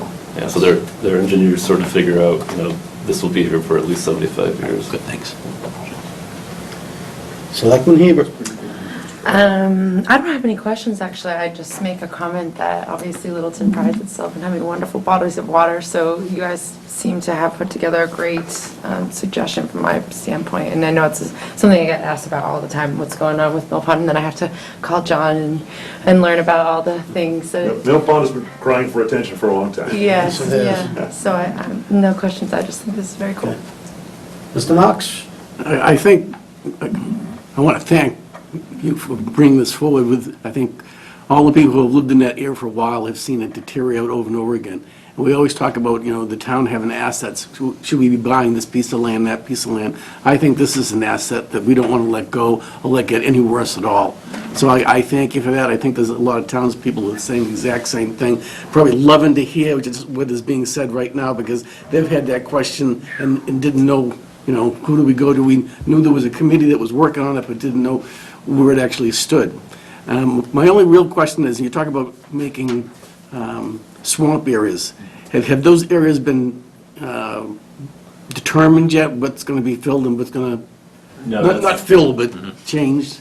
No, that would be part of the feasibility study phase, at which point we'd be seeking public input as well engineers will have their ideas as to where it should go, and then the public might have other ideas, and hopefully we can find a compromise between the two where the system will perform as the engineers want it to, but the pond will look the way the town wants it to as well.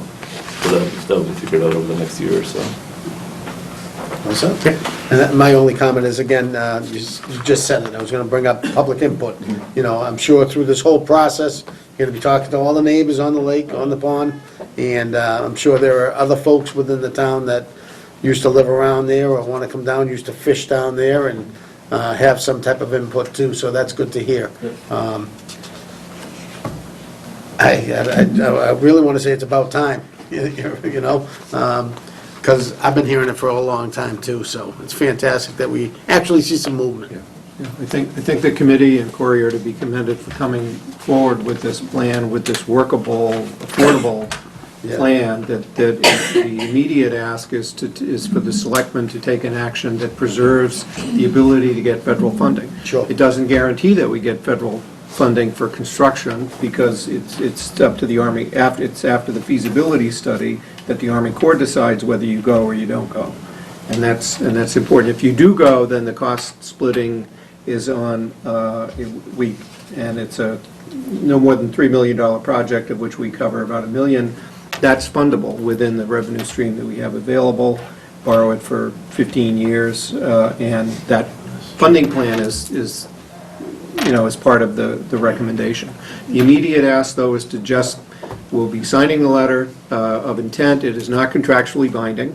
Town council's reviewed that and is satisfied with it, but it does allow us to go forward to the May town meeting to get the initial money to complete the feasibility study, and we will be back at the future town meeting for the construction funding if we stay on track. Sure thing. Go ahead, PJ. Yeah. You and Keith just put a great plan together. It's a future agenda item here later this evening on Air Road and the intersection Willow and Bruce, and working with our state legislators. I know the Army Corps responds very well to senators, U.S. senators and U.S. Congresswomen. Yeah. And I said woman because we have a U.S. Congresswoman. Yeah, So that's something we may want to consider. Yeah, too. I've been keeping, I think Corey and I have been keeping Jane Addams at Congresswoman Tsongas's office in the loop about this, and that Nikki's office has been keeping track of these federal funds for some years, and is in the loop now to make sure that we can keep them. And that was pretty, I was going to make that comment, we can't engage our legislators or our congresswoman until we see a feasibility study, so this is an absolute first step, so nice job. Bonnie? I just wanted to double check with you. I know your motion prepared tonight inserts an article into the annual town meeting, but you weren't sure whether it might be better to put it in the special. Yeah, it just came up last night. We were at the Right. finance committee meeting last night, that if it were in the special town meeting, then the funds You could spend be it right spent away. sooner. Sure. And I mean, 2 months isn't a huge deal for us, but the Army Corps, I know, is chomping at the bit to get started on things. It just means we'd have this discussion before we adopt the budget for fiscal 2017, though, depending So, unless it takes us. so you're suggesting the special and not the annual? Just so they could start spending the funding. They could spend it prior Oh, to yeah, July yeah, I 1st. get you. Yeah, yeah. Still vote on May. Yeah, I got you. And the other thing I just wanted to recognize the committee for was their support within this financing plan to support the MS4 permit requirements in the amount of $300,000 over 3 years, which is a significant portion of the initial costs that were tentatively identified. So it's great. And we're still working, and again, I want to thank Corey and the Water Department and Scott Edwards for their support in helping us think through these stormwater issues. It's a lot to deal with. Sure it is. Look for a motion. Move that the Board of Selectmen vote to request that the U.S. Army Corps of Engineers continue to provide federal assistance for the Mill Pond Restoration Project as set forth in a letter of intent recommended by the Clean Lakes Committee and approved as to form by Town Council, stating the town's intent, subject to approval of funding by town meeting, to continue as a non-federal sponsor for said project under Section 206 of the Water Resources Development Act of 1996 as amended. And further, to vote to insert onto the warrant of the special town meeting an article, is there a date on that one? An article for $67,500 from Clean Lake Cell Tower funds for the town's share of a feasibility cost share agreement for said project. Second. Move, sorry. Should that say up to 67.5, or is we know it's 67.5? We would appropriate that amount. That number won't change between now and then. We may not spend it all, but Okay. the request that we will make is in that amount. I'll second it. Now move the second and all those in favor? Aye. Opposed? Thank you very much. Thank you. Thank Nice you. job. Exciting news. Great job. Appreciate it. All right, our next, If I may ask, yes, go ahead. in a future meeting, if we put like an agenda item on these cell tower funds, and various and sundry claims made against them, Yeah. might be useful for us to have a visual. Budget, you sure?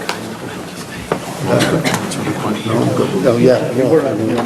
All right, our next agenda item is conservation land. To approve a gift of land on map U23-12-0 Riviera Drive, Mass General Law, Chapter 40, subsection 8C, requested by the Conservation Commission.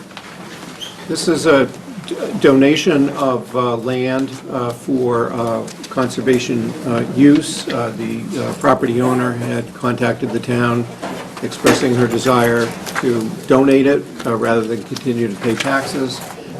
We've got some maps here that show that it is in fact surrounded by other town-owned properties on the south side of Long Lake. So in order to accept the donation for conservation purposes, it's a two-step process. Conservation Commission votes first, and the selectmen vote to approve their acceptance. So the Conservation Commission voted at their last meeting, and the Board of Selectmen is asked to vote to approve that action tonight. Board members, questions? Negative. Look for a motion. Move that the Board of Selectmen vote in accordance with Mass General Law, Chapter 40, subsection 8C, to approve the acceptance by the Littleton Conservation Commission of a gift of land from Lewis M. Robinson for a 5,300 square foot parcel shown as Assessor's Map U23-12-0 on Riviera Drive and described as lots 6006, 6007, 6008, 6009, and 6010, as designated and shown on a plan entitled Map D of Long Lake, Town of Littleton, Middlesex County, Massachusetts, recorded with the Middlesex South District Registry of Deeds on October 14th, 1925, in Book of Plans 362, Plan 29. Second. Move the second and all those in favor? Aye. Thank you very much. Thank you, Ms. Robinson. Thank you, Ms. Robinson, absolutely. Our next agenda item is Town Board appointments. We have two appointments tonight, Taxation Aid Committee and an appointment to the Library Site Selection Advisory Board. If we're looking to Maybe we take the library first, because there Sure. were library folks here that that you had voted in December to establish a library site selection advisory committee with representatives from various boards, plus some citizen at-large representatives. You need to select one of your own members to be on that group, and so that's part of the motion tonight as well. We have one applicant who we know and who happens to be quite familiar with the library because she works there. And we received no other applications. We've been following up with the other committees to see who their appointees were so that the site committee can meet and convene and start its work. Come on up. How are you, Andrea? Good, how are you? Very good. Board members, questions for Andrea? Yes, she is. Positive. Yes. Possibly. Joe? No, I don't have any questions. She's been doing this a long time, so.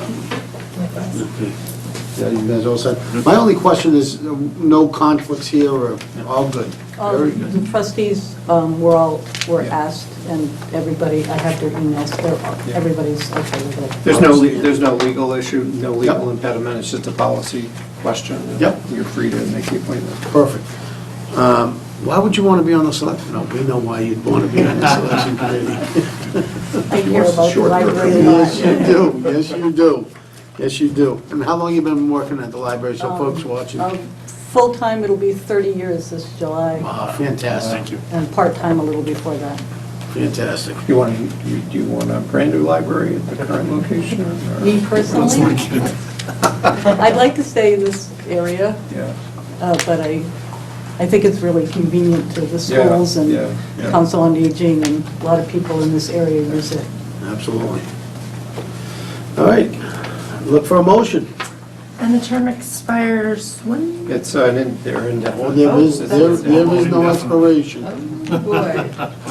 Move that the Board of Selectmen vote to appoint Andrea Kern to a term on the Library Site Selection Advisory Committee for an indefinite term. Second. Moved and seconded, all those in favor? Aye. Opposed? Congratulations. Thank you. Thanks for volunteering. And thank you for volunteering. Thank you. So why don't we jump into, what? Can I Oh, say sure. something before you move on? Yeah. So the library trustees have been meeting, the architect, the initial architecture reviews have been happening at our trustees meeting, and whoever's interested should come to our next trustee meeting on February 4th at 7:30, where we'll have another proposal, or more detailed proposal of what they've been working on, and it's a good place for the site selection committee to get together and kind of hand off more of the reins at that point. Sure. When's your meeting? Great suggestion. The Yeah. meeting's in the Cooper Room, Got it. 7:30. Okay. Got it. All right, so our next is a Board of Selectmen on the Advisory Committee.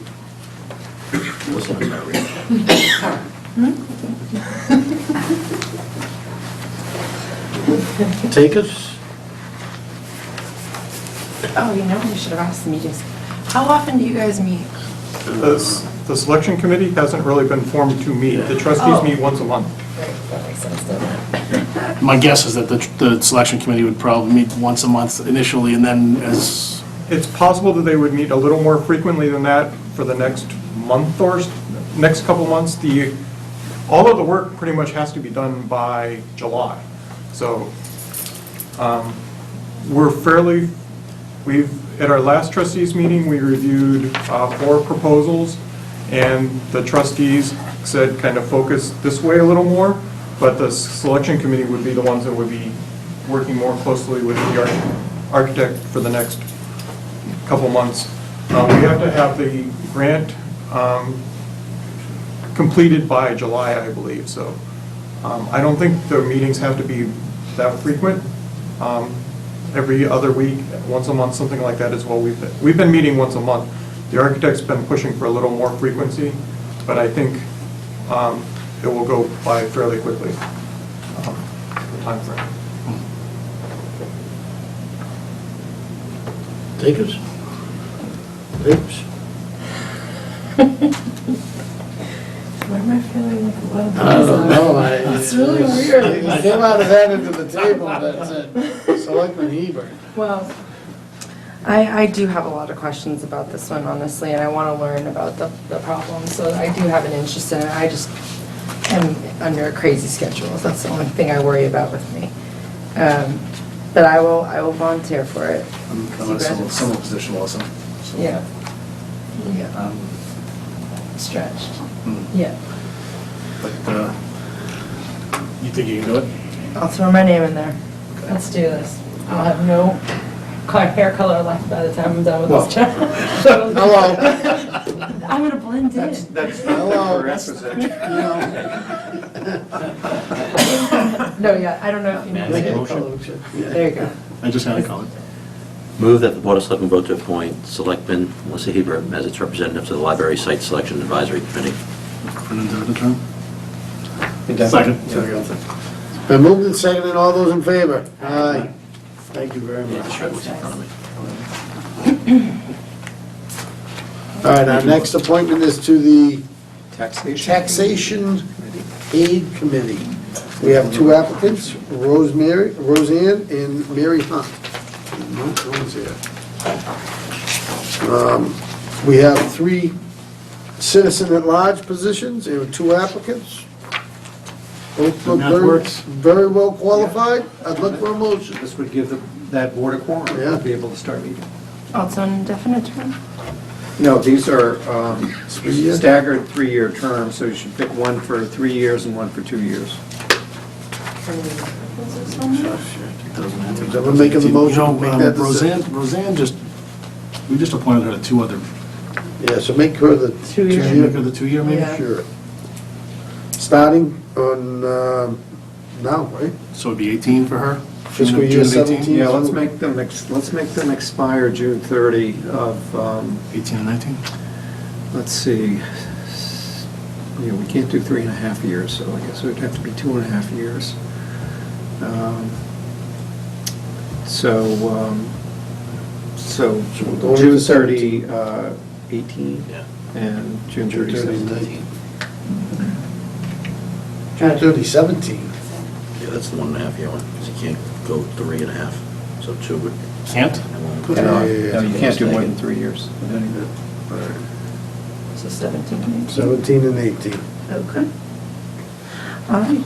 Move the Board of Selectmen vote to appoint Roseanne Rico Bales to a term on the Taxation Aid Committee for a term expiring June 30th, 2017, and to appoint Mary Hunt to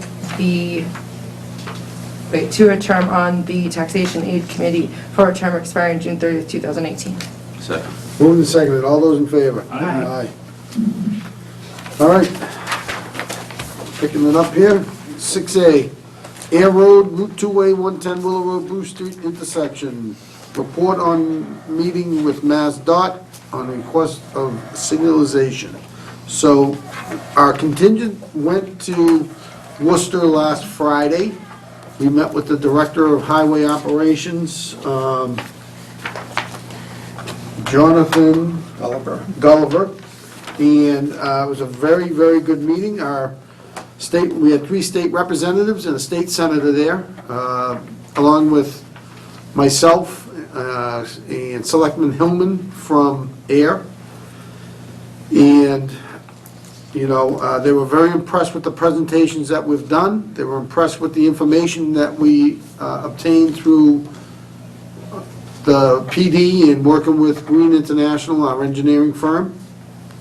And the story told through our presentation was clear and concise. It's a very dangerous intersection.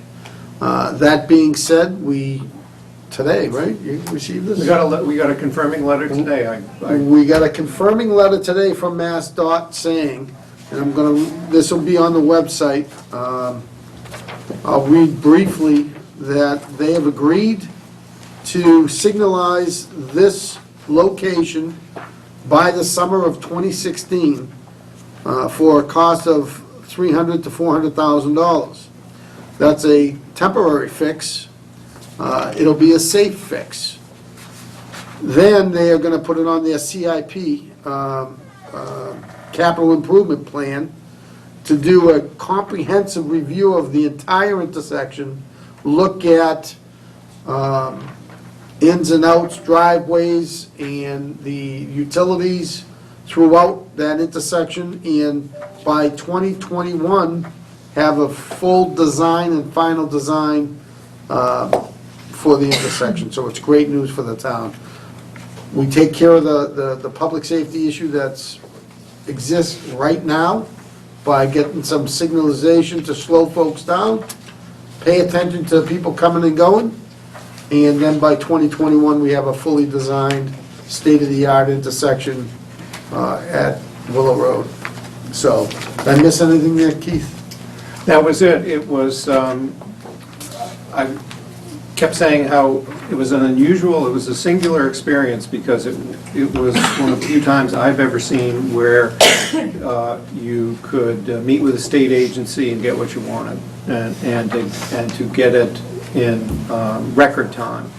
But it's because there was a compelling case that was put together. It would have been a different outcome if the presentation that the chief and others put together didn't have check marks next to all of the criteria that we needed. But they, the Mass DOT did exactly what we hoped they would. They took it as their project, came up with a very prompt interim solution. The longer term, which will take 5 years or so, and a cost of maybe $2 to $3 million, which they will pay for. The longer term solution takes time because there are a lot of things built into it in terms of the regulations that they're under to look at, their policies to look at reconfiguring the intersection. Those things take time. But they came up with a solution in record time to address the immediate issue. And one of the comments that Well really done. stuck was to have the director come out and say, you know, we don't see towns, we see a town.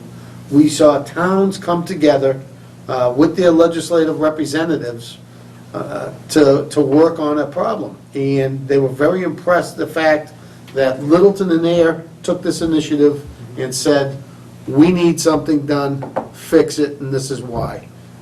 So that was pretty good to hear. And the collaboration with the town of Air, their public safety folks, our public safety folks, the boards of selectmen, town administrators, everybody working together, we got what we wanted. So nice job by everybody. it was great, and I had been asked at some point along the way, well, if Mass DOT was willing to do this, why couldn't they just phone it in or something? I got that question from several directions, but the answer is that Mass DOT is doing something for us, but they're asking for something too. They're not going to just phone it in. What they are saying and what they said was they are willing to do this, but they have to know that they have the support of the two towns going forward, because on more than one occasion, Mass DOT has agreed to accept a project, and then they start it, and then suddenly the local support evaporates. The public officials who said they'd be there aren't there, and so this is a partnership that we're entering into with Mass DOT. They are willing to give us what we want, but as we go through the specifics, as they go through the specifics of the design and figuring out what the configuration is going to look like, what's the impact on particular property owners, that we will need to continue to be involved in that process, and it won't just be Mass DOT as well, because it affects our local businesses and citizens. So we're signing, in going forward, we're signing up for the duration here, so. And we made that commitment to them, both Littleton and Air. This is something that has to be done. And hopefully by summer, we'll see some signalization out there. Members, questions, comments? Joe? So it's a long time coming, but I think one of the things that should be pointed out is that the idea of the two towns working together was so important, because the town of Air mentioned, Mr. Hillman mentioned, that their board had approached the state years ago with some promises from some state legislators and never get anywhere. So I think the idea of putting everything together and have that great presentation made certainly paid off. Yeah, and I'd just like to add on to that.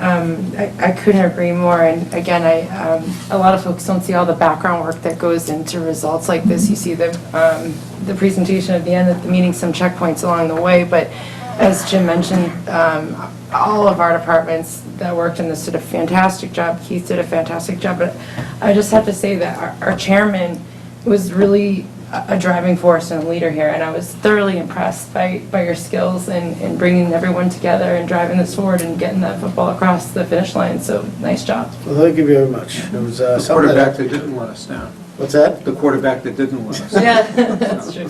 No, I appreciate that, Melissa. It's, you know, it was easy for me because of the support and everybody just coming together. It was really a good job by everybody. So thank you. All right. Stay tuned. 6B, Board of Selectmen, Introduction to Alternative Retirement Program. Selectman Veller had requested some time to talk about, to introduce something that he's seen in the feds. So, Selectman Veller. My intent this evening was to initiate a conversation on this. We know OPEB is a budget item for us, and it's a continually growing budget item. And this evening, some very good ideas on other projects in town, all result, though, in tax dollars being spent, and thus tax dollars collected to be able to do that. And where we can find savings. Now, I don't know that we can find savings in the retirement program in all candor, based on Mass General law, things like that, as to union negotiations. But if we don't begin the conversation, we'll never get any place with it. So my first blush was certainly to think about involving our personnel board. They seem to be the most astute of many bodies here in town in dealing with personnel issues of that nature. Certainly asking Bonnie to participate. Stephen Udy's already weighed in a little bit with some of his thoughts on things he's seen in other venues, other sorts of organizations, whether it's private sector or other states. I did mention the federal one because certainly people are very familiar at a federal level with the U.S. military's retirement system, most locally known as, 50% base pay at 20 years. Come fiscal year 18, that particular program is changing dramatically. Now, that's a product of legislation, which is legislation we don't get to pass here in the town. And that's why I mentioned Mass General law is certainly an issue for us. But that means engaging with our legislators also, as you successfully did here just recently. But as we begin to talk about it in town a little bit, I see it as a long-term issue. It's not something we have settled by the next budget. So it's not an FY17 or even FY18 fix or anything. But by 19 or 20, perhaps there's things that can be applied, and that begins to help us. Now, retirement is part of a compensation package, and we all know there's many components to a compensation package, and certainly the largest part is usually salary. But there's so many other things as far as benefits go. So it's not an intent on my part as to, how do we reduce compensation package. It's to maintain it for sure, and then certainly compensation package is designed to attract employees, retain employees, keep employees motivated. So this has to be kept in mind too as we go through this process. It's not just simply let's save $1 here and wash our hands of it. That's inappropriate and it's wrong. But if we don't begin the conversation, as I've already said, so part of my redundancy, is we get no place. And that's what I'd like this evening just to be, is that first drop in the bucket, and it's going to require many, many drops to get us to at least where I see where we could possibly end up 3 years, 4 years, perhaps 5 years in the future, to help on the spending side of our ledger, so that perhaps our taxes don't need to increase as much as they do each year. It's just one piece. So I appreciate your indulgence. And Selectman Coach is on the Personnel Committee. I'm sure they'd be willing to get you on the agenda and have some conversations anyways. Yeah, Appreciate it. Yeah. Anytime you can save our townspeople and our residents anything, any type of money, it's greatly appreciated by them and At the Montechusett Regional Transit Authority, which we're a member of, that group is looking at retirement options as well. Those employees, with one exception, are not part of the retirement system. And so they're exploring what the cost is of joining the state or municipal retirement system, which we're already a part of, but they're not. So they're looking at some other alternatives, 401ks, 403. There are a number of options which may or may not be ones that we can talk about as well. I'll just, Keith, do you mind sending an email off to Shelley asking to Sure. all to the February 18th personnel board? February 18th? That's Thursday. It is Thursday, 4:30 PM. Give it a shot. All right. Next agenda item, capital projects for police, fire. Before you move on, can I Yes, make sir. another suggestion that might help? Being on two boards that have employees that are benefit eligible, the boards have no idea what their benefit costs are for their employees. It might be useful to have some like back charge accounting type system where the boards know and have more, not necessarily say, but more idea what's going on with the fringe benefits of their employees so that they can make better informed decisions potentially on whether or not they want a benefited position or not. And not just leave it up to you or Bonnie or someone to decide whether or not we should be hiring full-time or part-time or eligible or not. The boards don't know enough information about those costs to make really informed decisions, and it would be helpful, I think, for them to know more, so they have more of a stake in the game. Sure. Go Yeah, ahead. yeah, So in you're fact- talking school committee and library trustees? Yeah, in fact, I don't think we did it for the schools, but the reports that Steve Venuti did, the complete compensation plans, the information would be available for the library. We did not do it for the schools. It was available during the negotiations.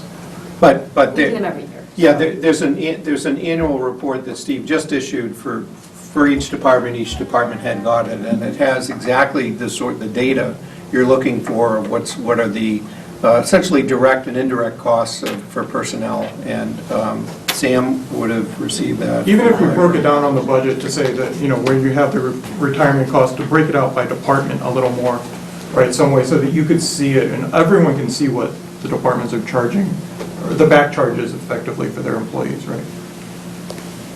And we can certainly put that, we have that information by department, we can certainly put it together. Makes sense. So our next agenda item is the capital for police, fire, and highway. Before we get into that, we had a meeting with the infrastructure, what's that group called, the buildings committee? Prioritization subcommittee. Yeah, so it was a good meeting, constructive meeting. We had this plan done by PMBC for all our buildings, or majority of them. I think there were 3 buildings that were left out, one in being Long Lake, the buildings down in Long Lake. Yeah, Snack Shack. So what I want to suggest, Bonnie, before we get into this capital, and your department heads are no problem, but for that piece, we were spending $450,000 of those, or thereabouts. I think it was 7. Yeah, but we didn't develop that list, and that's the problem. Right. So, because 2 years ago, Paul and I were on the same committee, we went through it, and we had a great discussion with the group, PMBC, the school committee, Board of Selectmen, and we had this fantastic report showing us critical needs, fire safety, life safety, needs like that. So before we develop that list, or even that figure, let's have this group sit down, take that whole list, and, okay, this is what we've done, here's what they're saying is good, and here's what we think as a group should be done for fiscal year 17. And I refer back to, and I know people have heard it before out of my mouth, the library fire alarm system, it was in good shape, it's functional, but on the report, it said should be replaced because it was 10 years old or whatever. Based on PMBC talking to the fire department, there's no reason to do it. let's move on to the next item. So when we get into this process each fiscal year, that group has to convene, then they can get you a list with the money. It's just backwards at this point. We're I gonna know fix. that they are. Yeah, we're gonna fix that, we're gonna meet again, develop the list, and get it out to you so you can plug your numbers. Come on up, guys. I'm scared. I didn't think you were gonna go down. Oh, no, we wanna listen to him. That's what I was waiting for, too. Yeah, no, we wanna listen The to him. line that's gonna be in there. Because of that. In light of this new information. And you could, Mill Pond, you probably can remember when they used to cut ice out of there, right? I know, I just remember, you're going over his capital stuff, okay? You have like good copy comes with the agenda still, don't you? Because there's some poles still on the ground, but. There is, it's funny. I mean, I didn't realize that actually used to be the original, that was the ice, it was built to cut ice out of. Wow. Little history. All right, so Bonnie, you wanna walk us? What's a drone airport? I don't know, in fact, there, Joe,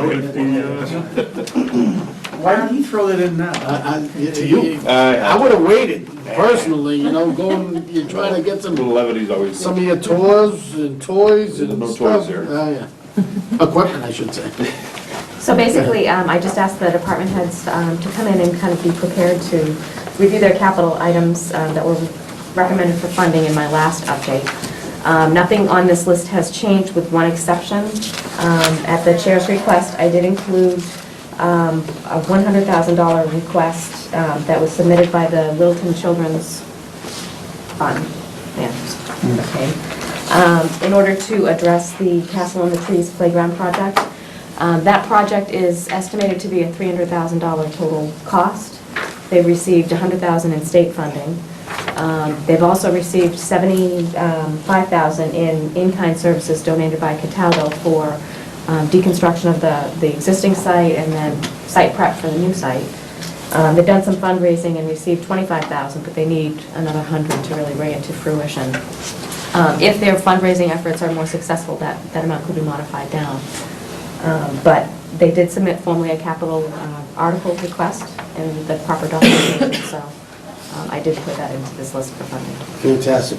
I think we all saw the email coming from Christie? Christie, yeah, Christie. And, you know, these folks have been working on this project now for 3 years. We were able to engage Senator Eldridge, Rep. Arsenault, and get the $100,000. It's time for the town to step up.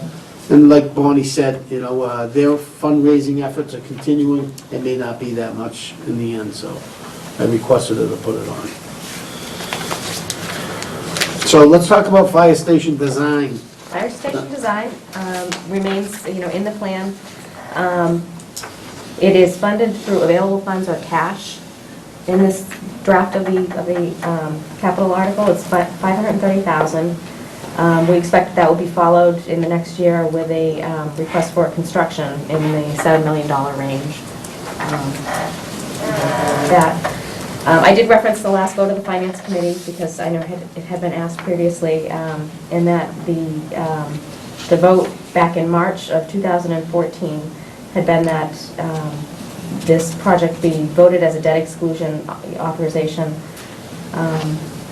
There's going to be a lot of discussion, I know, about, you know, that issue going forward, but that is the last recorded vote, and that had been the process that was used for the previous construction projects. Right, that's just for the building itself. I mean, that decision is a year, 18 months away, and I think the discussion has always been, you know, once we see debt rolling off, our debt rolls and roll it into something else so it doesn't impact our taxpayers in town.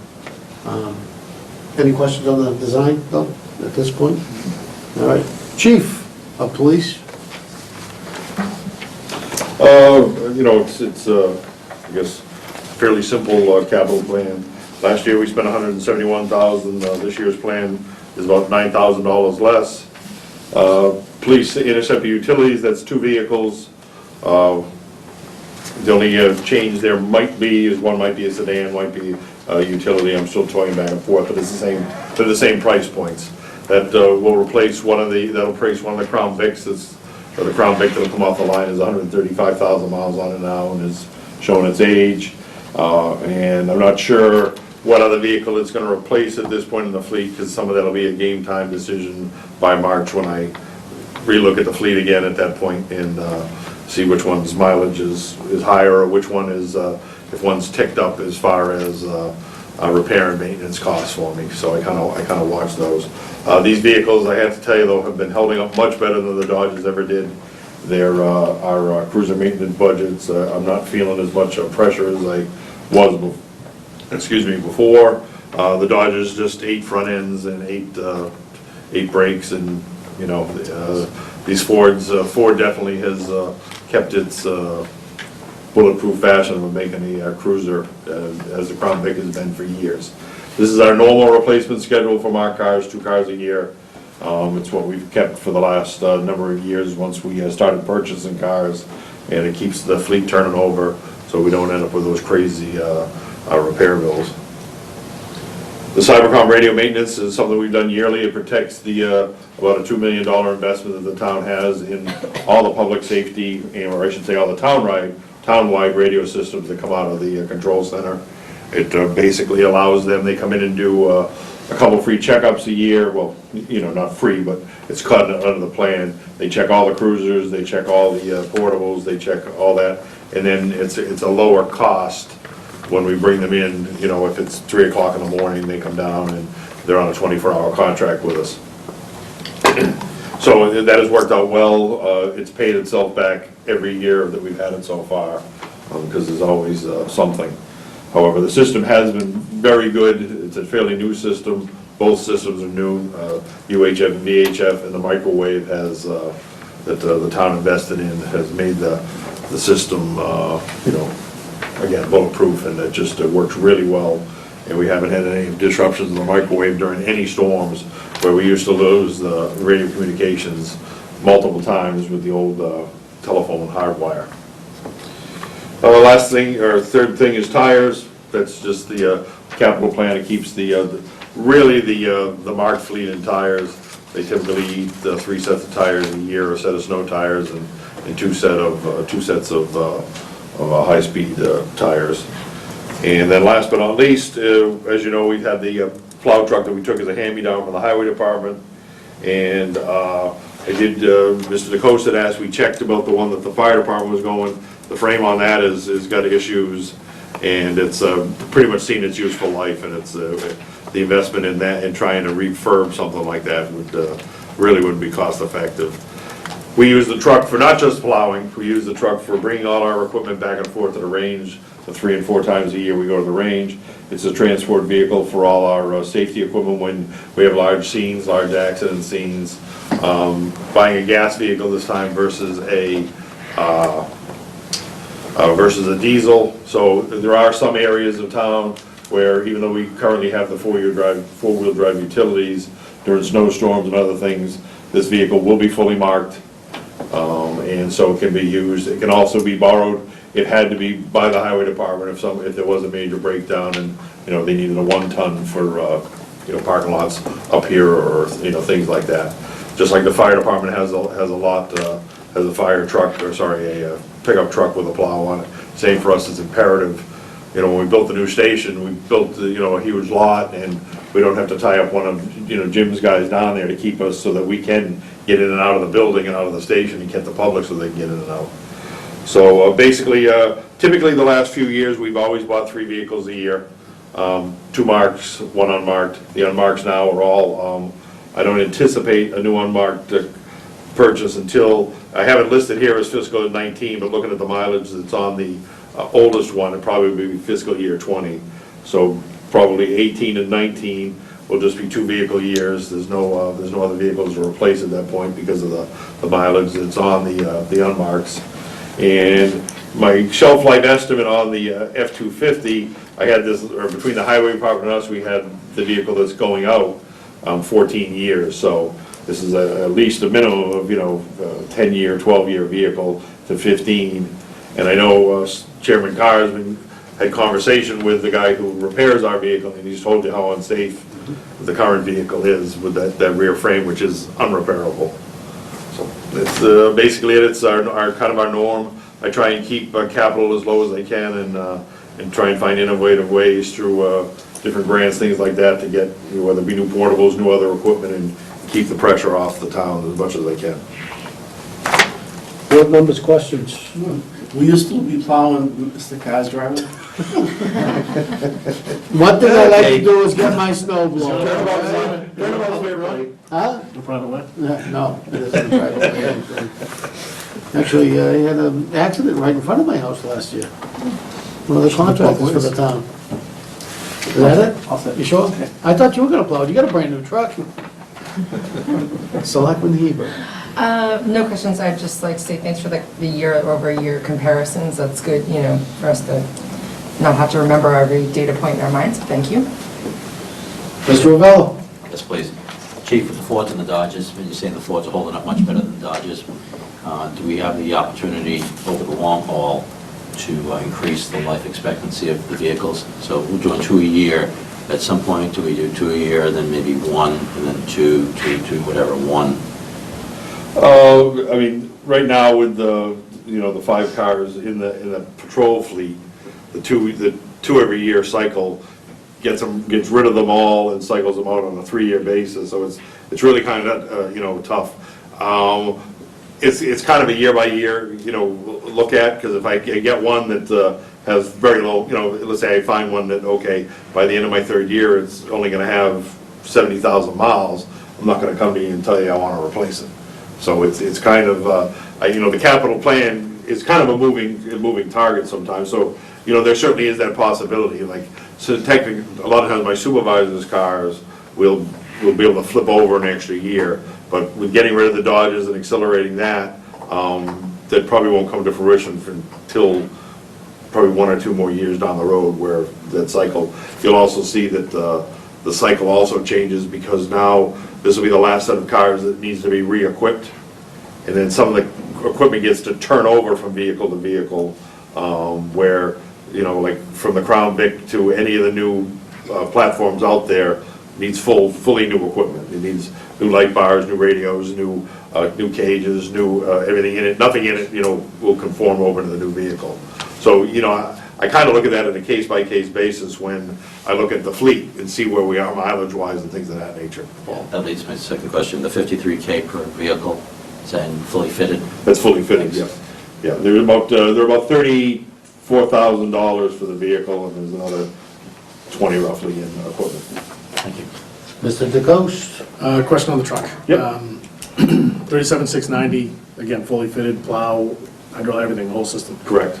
And where you just made a switch back to a private contractor doing the grounds maintenance, I was going to suggest that maybe we look at having somebody do plowing for us. You did bring up a good point about going to the range and other uses for the vehicle.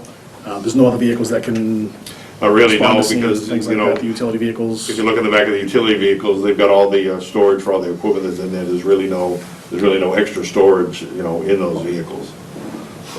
So it's a fully outfitted F-250.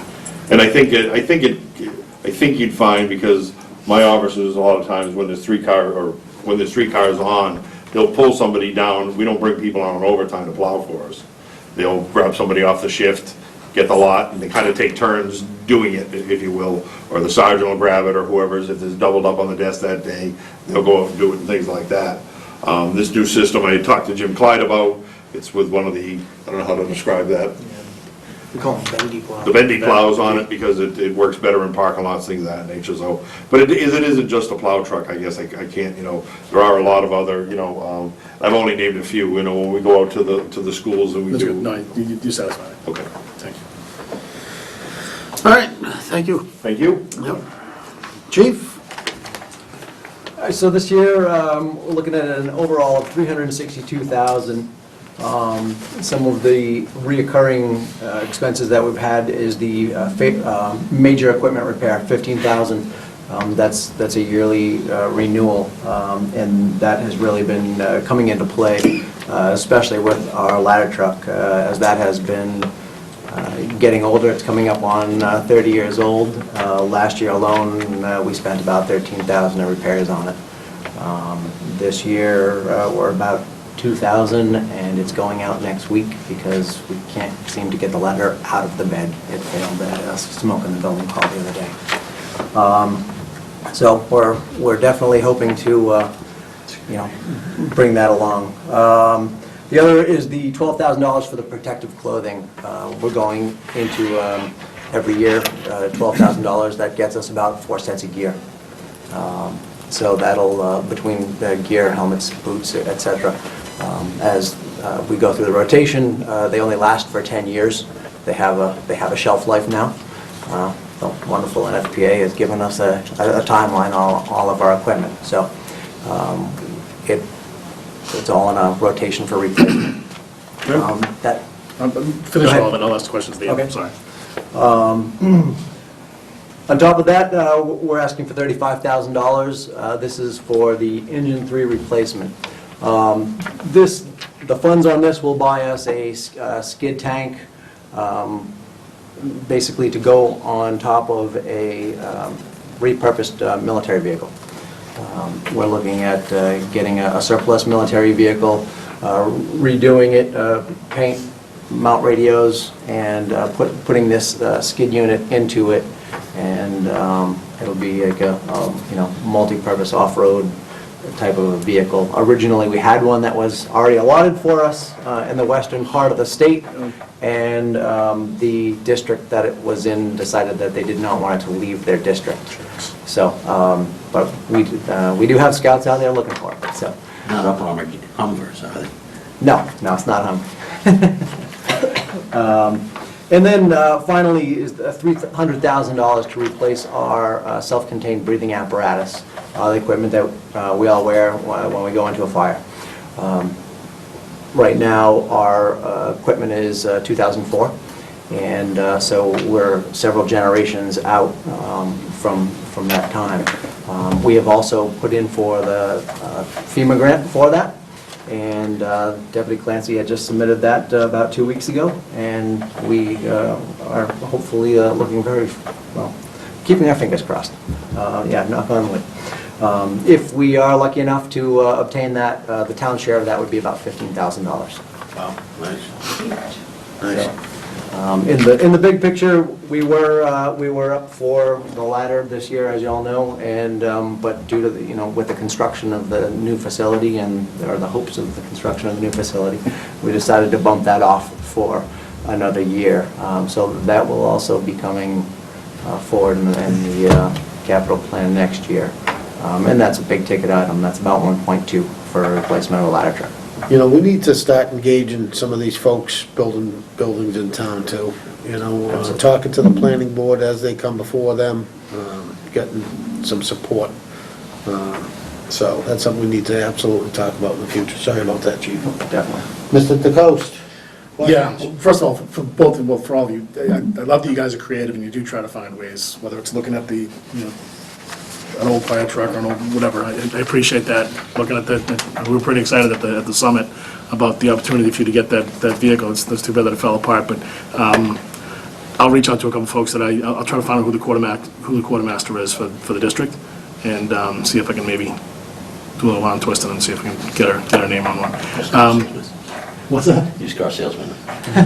Whatever it takes. Don't worry about it. If we can get this vehicle for $1, Yep. right? Is that what, for nothing? All right. That's even better. I would have given you the $1. Or pickpocketed Jim, but. On the protective clothing, with the proposed new station, I know you've got a whole plan for the proper maintenance of the protective equipment. Correct. And I know there's been a lot that's come out on the carcinogens and everything that are on the equipment. But my question is this: right now, we're washing them in Maytags or whatever you're using, or just a whole, I don't even know what you're doing. But you're right. So on the new equipment, do you know if the protective gear will last longer? Because you're going to have more opportunities to wash it because the equipment's built to wash protective equipment.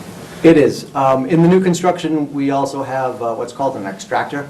It's a heavy-duty commercial, washing machine, high rotation.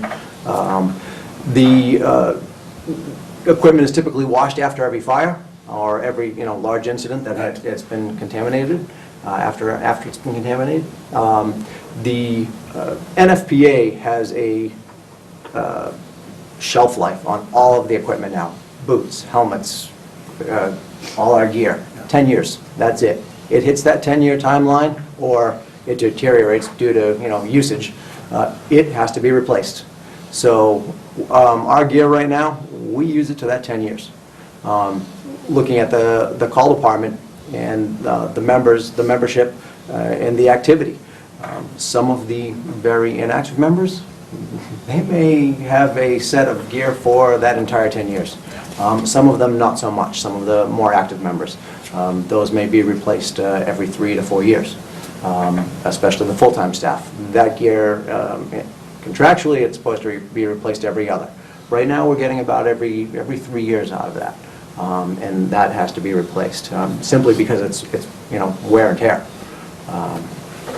But we do try to maintain them, we wash them, you want to keep them clean, remove all the contaminants from that, and that helps the life on it as well. To that end, there's firefighter McLaughlin that perished in Boston a couple years ago. Yes. His mother set up a fund, and she's purchased a number of these washing systems.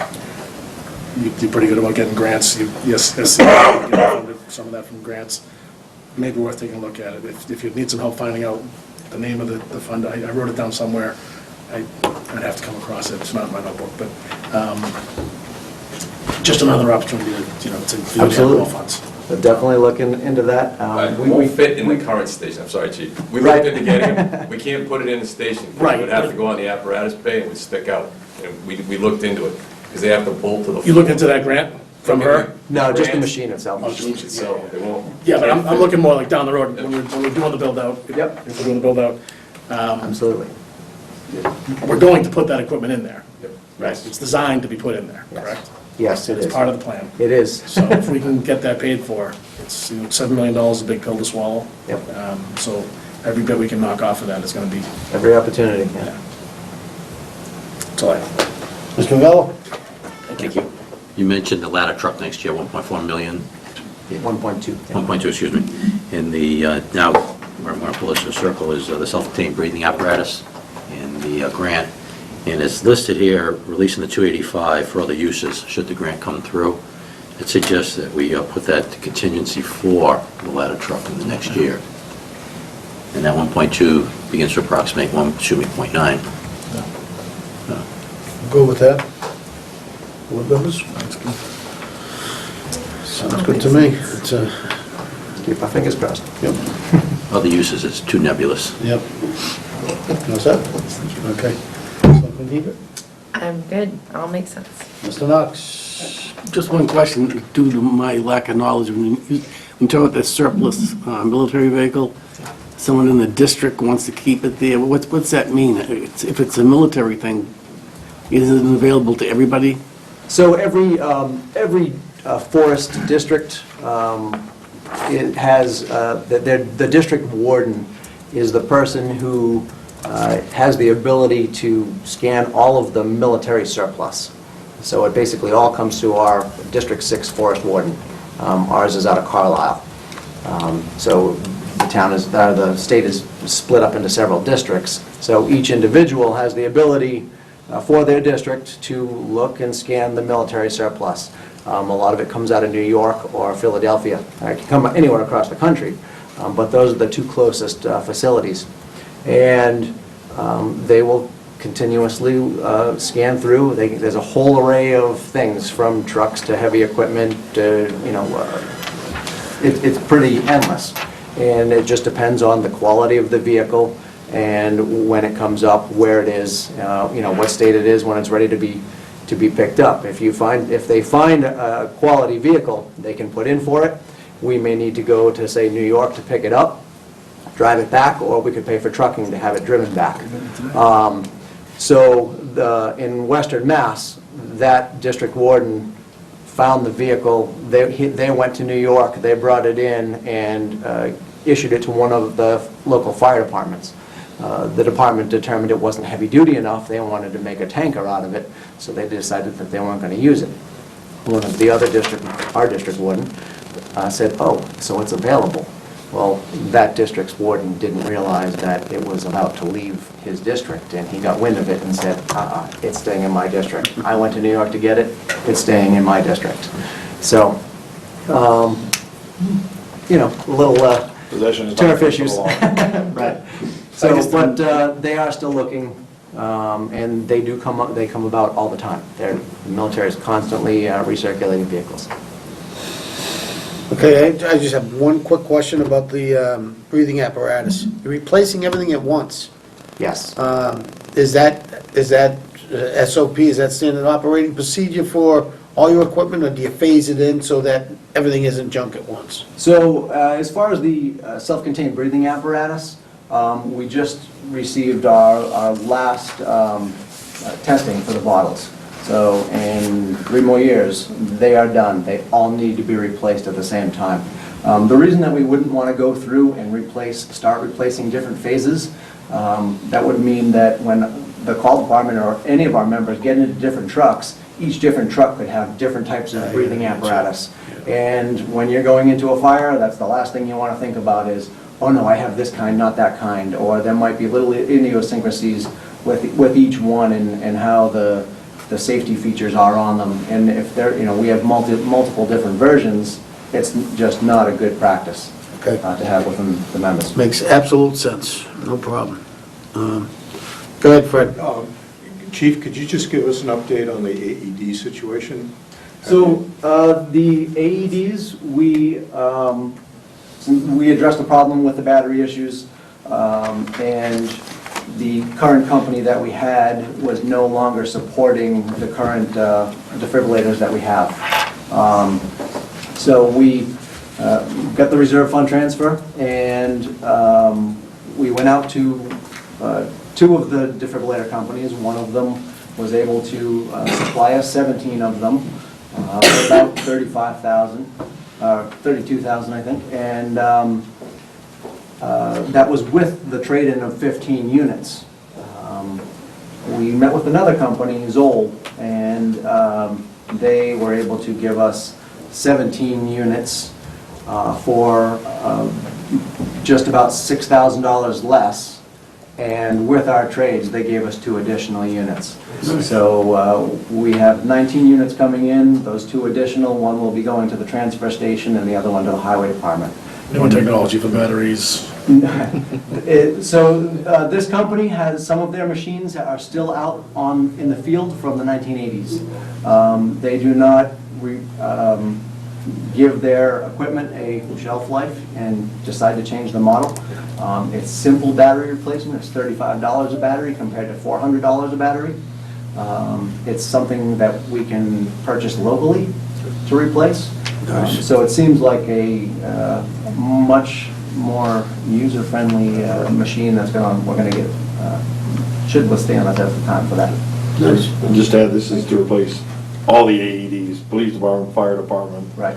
Basically everything that's out there under the original contract, because they're all the same exact version. We all bought them all at the same time. Not the schools. This is just emergency services.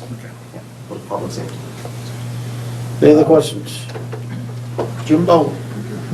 I guess I'm not as prepared as the other gentleman here. This is our normal list. We have quite a bit of equipment and we're just plugging it in there to move it along. We've increased the major equipment a little bit from 15,000 up to 18,000 because the costs are just getting exorbitant to repair things out of that happen. The next thing is the sidewalk plow, which got a fair amount of use last year, and we've just been having a lot of, wear and tear on it. It's come back at least 4 times on the flatbed, because once we blow a hose down the road, we can't move it, so we have to call a wrecker. And we've been using it more in the summer with that cold planing machine to try and work on the roads. So, and it's showing its age. So that's due to be replaced. The next thing is the trailer refurbishment. It's just a trailer that we've had for a long time. We call it an equipment trailer. We really don't put equipment on it. It's more for our catch basin blocks and things like that. We're working on the road because we can put the blocks on it, pull the truck away, do what we need to do, get the blocks off it. It needs a new deck and some brake work, and the tires are kind of dry rotted, so it's more of an issue using it. The skid steer is another machine that we're using quite a bit while we're doing the cold plan the roads, and we use it for spring cleanup, for doing the sidewalks and things like that. That's a $19.99. And the last thing is the refurbished fork truck. Something that we've been asking for a while. We do have access to the light department one, but they are using it more and more, and we get a lot of deliveries where we need to offload, and it would just make the mechanics' job a little easier to manipulate some of the machinery around. And we're not looking for a new one. I mean, it's not something that we're using every single day. And Take a look at state surplus, I've seen a couple out there. I thought I had an eye on a couple, but they fell apart. Quick question, if the 99 Bobcat comes off as the skid steer and you end up getting another skid steer loader or Bobcat, would you be able to get the just forks for the old Bobcat to use for just your offloading of deliveries and stuff? we do, but it's So it's just dedicated for that? keep the Bobcat for, I mean, with the forks can go on any of the Bobcats, Yeah. but they don't work like a traditional forklift because it doesn't. You have tilt. Yeah, and. Okay. Take it off. Those are okay answer, I just, Yeah, I mean, we do use it as a forklift, but not, when you're taking off 400 gallons of paint and you don't do so well. you end up with 200 gallons of paint. You end up meeting the parking lot. Yeah. I mean, you can use it as a forklift, but it's 3 or 4 I have customers that do it, that's the reason I asked you, because they multi-use their Bobcat. It's, those are an okay answer, I just, when you take on, replacing one Bobcat, I just thought it might be an opportunity. I'll keep my eyes out, Jim mentioned the state. State surplus, I've seen a couple out there. Also, I am, thank you. Mr. Ravel, Selectman Ebert, No, makes sense, thank you. Mr. Knox. No. All right, I don't have any either. So Bonnie, all that being said, where's this preliminarily throw us into a capital budget? These items could be funded within the existing dollars that are allocated for capital this year, and it was in my previous recommended Yep. funding plan. So if you approved of this list and the priority, then I could kind of cement it into there and submit it to the Finance Committee for review from that point. Any issues with that, board members? I don't see any. Go for it. And as I said earlier, we'll take a look at the facilities study, and we'll get back to you. Yep. But in future fiscal years, let's get that facilities group together, make the recommendations to you. That gets it more streamlined, I think. No, Steve did tell me that he'd get there. Yeah. Moving on. Thank you, gentlemen. Did you want to Appreciate it. Did you want to take a vote to? We can do that. You want to make a motion to approve and recommend the capital budget to the finance? Approve the capital budgets for police, highway, and As presented? fire as presented. Okay, make a motion to approve the capital budgets as presented by police, fire, highway, And others. and others. Second. And just friendly amendment, if I may, on that, Absolutely. because said as presented, I would ask that the $300K for the self-contained breathing apparatus, whatever the technically correct phraseology is. No. Oh, thank you. So, okay. Perfect. All right, thank you. Moved and seconded. All those in favor? Aye. All right, moving on. 8A, thank you, gentlemen. Transportation from Massachusetts, T4MA Municipal Partnership, Mr. Bergman. This is an organization that Littleton has actually been dealing with quite a bit, that they deal with transportation issues. They're a nonprofit educational group, which does some lobbying as well, and they've treated Littleton and Crosstown Connect very well, and including us in a number of their educational activities. They're reaching out now to actually ask that cities and towns at no charge become partners with their organization. They're a fairly new startup, but they are a good coalition of organizations that deal with transportation issues in Massachusetts, and I would like us to be able to be official partners with them because we get to do an awful lot with them. I've seen the benefits of joining organizations too. Like organizations, yeah. Yeah. Mr. DeCoste, questions, concerns? No, I'm okay with it. It talks about the complete streets, and so I think it's a good path. Mr. Ravello? I would just like Keith to show us his billfold with all the membership cards he has. I know. That would be It's a file lot. cabinet? Well, yeah, it's a lot and I'm not even on like the board or anything, but when you consider MAPC, the Magic Subregion, the 495 Metro West Partnership, the Montechusett Regional Transit Authority Board, the Starbucks free Finance drinkers. Committee. Yeah, well, I do have my card. I can show you my card for Starbucks, so I'm a frequent flyer, so. Selectman Hebert? Sounds like a nice opportunity. Mr. Knox? No. I did have a Starbucks coffee in New Orleans, by the way. I was forced. What explains the glow? Oh, it's a The glow. glow right. at this It had late nothing to hour. do with the coffee. Look for motion. Move that the Board of Selectmen vote to authorize the Town of Littleton's application to become a municipal partner with the Transportation for Massachusetts T4MA Coalition, affirming its 5 principles made a part hereof. Second. Moving and seconded. All those in favor? Aye. Opposed? Thank you very much. Item number 8B, appointing authority, police and fire chiefs, executive assistant positions. I know, Mr. DeCoste, this was a topic of discussion with your personnel board? Yes? Yes. Give us a little history before we ask the chiefs why?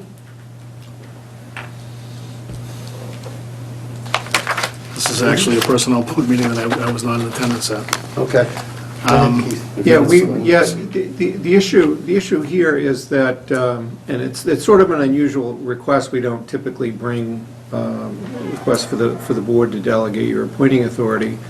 In this case, though, that in researching the statutes since the board had approved filling 2 positions of executive assistants to 1 to each chief, in reviewing the statute, I was originally dealing with a request from the police chief, could he have parity with the fire chief and make his own appointments? It was only in the course of doing the legal research on that, on my own, that I discovered, well, the fire chief didn't have that authority either.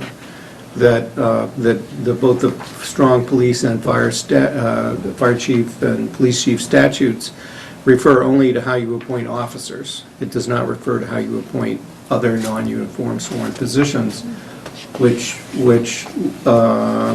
caused me to question who the appointing authority was. The default answer that town council reminded me of is it's the board of selectmen under a different statute. So my question was, since all of the other, we talk about parity, in parity, say with all the other department heads that we have in town, I get to appoint my administrative assistant. Mr. Clyde does all the department heads that I appoint under the town code amendment that was brought forward by the Town Government Study Committee back in 2007. All of those department heads get to appoint their administrative assistant, and it was, and since we just created these new positions and we're about to make appointments, if ever we're going to raise the question of who might the appointing authority be, if not the Board of Selectmen, now would seem the time to do it. One of the practices that we have followed, though, which has not been unusual in recent years, is that we have tried to whenever possible, not have an administrative or clerical position have their personnel actions be voted on by a multi-member board that's subject to the open meeting law. We've had some examples where we've moved by agreement with various town boards, we've moved that away from a board who has the statutory authority by assigning it to a full-time staff person. As a way of parity, we're looking to make this assignment to our two public safety chiefs, so that they would have the same ability as other department heads. It's not a request to make any, to change any greater changes. It's not part of, it's not the first step in some larger issue. It's simply that looking at these two positions we're about to fill, now would be the time to consider whether to have the appointing authority be the chiefs themselves rather than the Board of Selectmen. And whatever you decide we go with, then that's why we're here to ask. Questions? No questions. The fact that it says non-sworn, non-uniform positions, I just want to make sure that it is in fact non-sworn, non-uniform positions, that these positions are not filled with any. In my case, my request strictly dealt with, the fire chief is already the appointing authority for firefighters and officers. I am not. My request strictly dealt with the personnel board, non-union position within my department. I've not made any request, nor do I believe I'm ever going to make a request to take away the appointing authority of the officers. And I didn't request it. But for this is specific to the executive assistant position. Correct. I just wanted. Right, it's State solely for that. and state that it's solely for a non-sworn, non-uniform position that would fill the executive assistant position. So what I'm saying is I don't want to have feet in the street coming off to be the executive assistant. No. You would not. Oh, nice. No. Okay. No, I Just didn't realize that was stating your it. concern. Oh, yeah, I'm with you. I see what Okay, you're saying. Mr. Novello? I concur. Selectman Hebert? No. Mr. Knox? All set. No, I'm good. Look for a motion. Move that the Board of Selectmen vote pursuant to Mass General Law, Chapter 41, subsection 1, as follows. 1, to designate the police chief as the appointing authority for the non-sworn, non-uniformed position of executive assistant to the police chief. And 2, to designate the fire chief as the appointing authority for the non-sworn, non-uniform position of executive assistant to the fire chief, with the duties of said individuals shall be determined by the respective chief in compliance with all relevant laws, regulations, and policies. Second. Moved and seconded, all those in favor? Aye. There you go. Thank you very much. I appreciate it. Thanks, guys. Thank you. All right, our last agenda item, Continue to do what you've been doing. conflict of interest law. Town employees employed as part-time school coaches, athletic officials.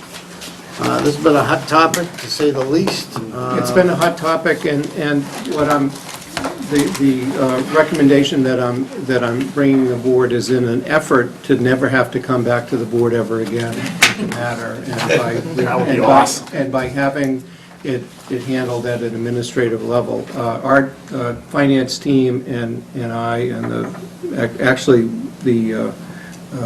both the chiefs met with the school administration today, and the goal is to be able to encourage and to have, especially our public safety personnel, participating in the school departments as coaches. That is the starting point of what we're trying to achieve here. We've identified 3 issues that become complications in that. One of them is the opinion that we had received from town council some time ago, and we've been operating under for the last 2 years, for the requirement of so-called Section 20 exemptions for dual office holding. That if you have a full-time job in this department and you want a part-time job in another department, there's actually a procedure that the conflict of interest law requires. Mindful of some feedback that I've gotten, that it seems like Littleton may be one of the few departments if not the only in our town in the Commonwealth that's dealing with these issues. And since I was at an MMA convention over the weekend where there were plenty of town council folks from representing probably all of the cities and towns, I took it upon myself to do a random survey of other law firms that represent maybe another 200 firms, and I only had to talk to 2 people to do that. But they essentially concurred with the advice that we're getting from our town council. They were quick to recognize that they're not getting the question posed by many of their communities about how do you deal with the conflict of interest law. But for anyone who asks, the answer that they give about what procedure you have to follow is the same answer that our own town council is telling us.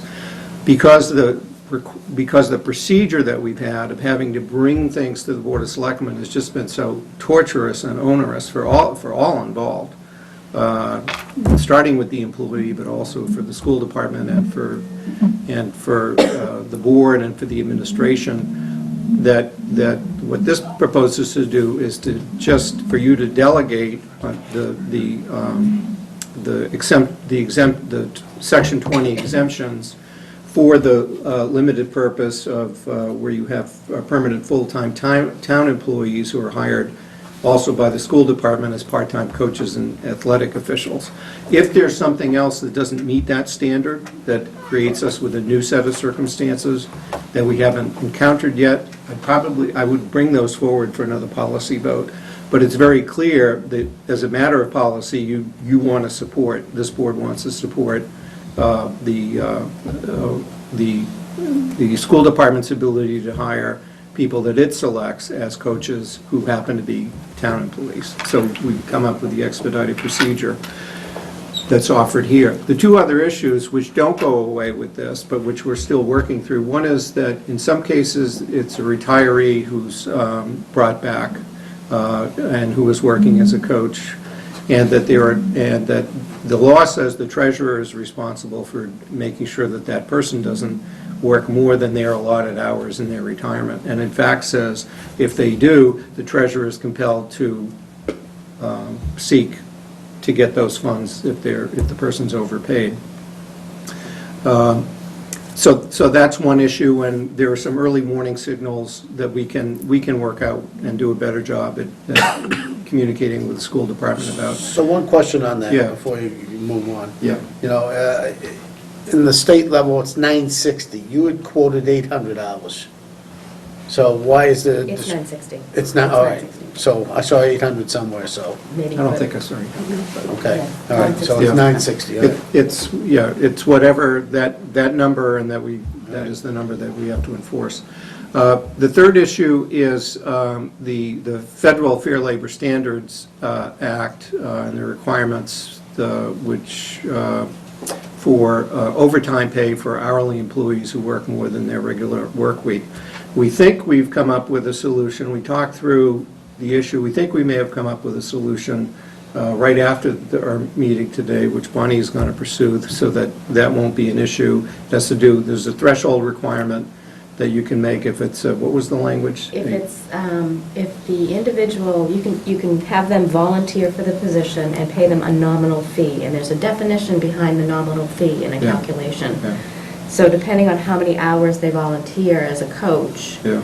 you back into the rate, and it can not exceed 20% Yeah. of So, a particular. right, so our hope is to be able to prove with the calculation that the stipend that's paid for the coach will meet the test of the nominal fee, in which case it will eliminate do any the tracking. the And concerns. any hours beyond that are considered voluntary. Right. Well, it would, Well, it because would it stays all it would voluntary. actually contribute to that, it's all voluntary, and it Right. would actually contribute to lowering that 20% number down to Right. 15. Right. you know. So, .06 per hour. Right. so we've been in communication with the schools about this. We recognized that we needed to improve the level of communication, and we think we've taken the steps to do it, but the superintendent expressed his support for this expedited procedure, that's in the proposed motion tonight, if it essentially reduces to pushing a piece of paper with the finance department, with payroll, to satisfy the statute, rather than holding up a process or having to make it contingent on a board vote, and but we know what the board's goal is, and we're determined to carry that out. Chuck, questions? This proposed motion has been presented to the schools, to Superintendent Conchi? Yes, yeah, I presented him with the opinion of town council, and I do have an email back from him where he indicated, and we met today, and that he was agreeable that this was a satisfactory resolution to that issue. Because it simply becomes a piece of paper that the employee, he and I have to sign, and then we're Good to go. good to go. And we will never come back. Mr. DeCoste, any other questions? I would just add coaches, athletic officials, and support staff, because the people that take the money at the ticket counter are neither coaches nor athletic officials. And sports staff, okay? Or support. Support staff, support. I was going to bring that point up because, EMTs and all that other stuff, so support staff works very well.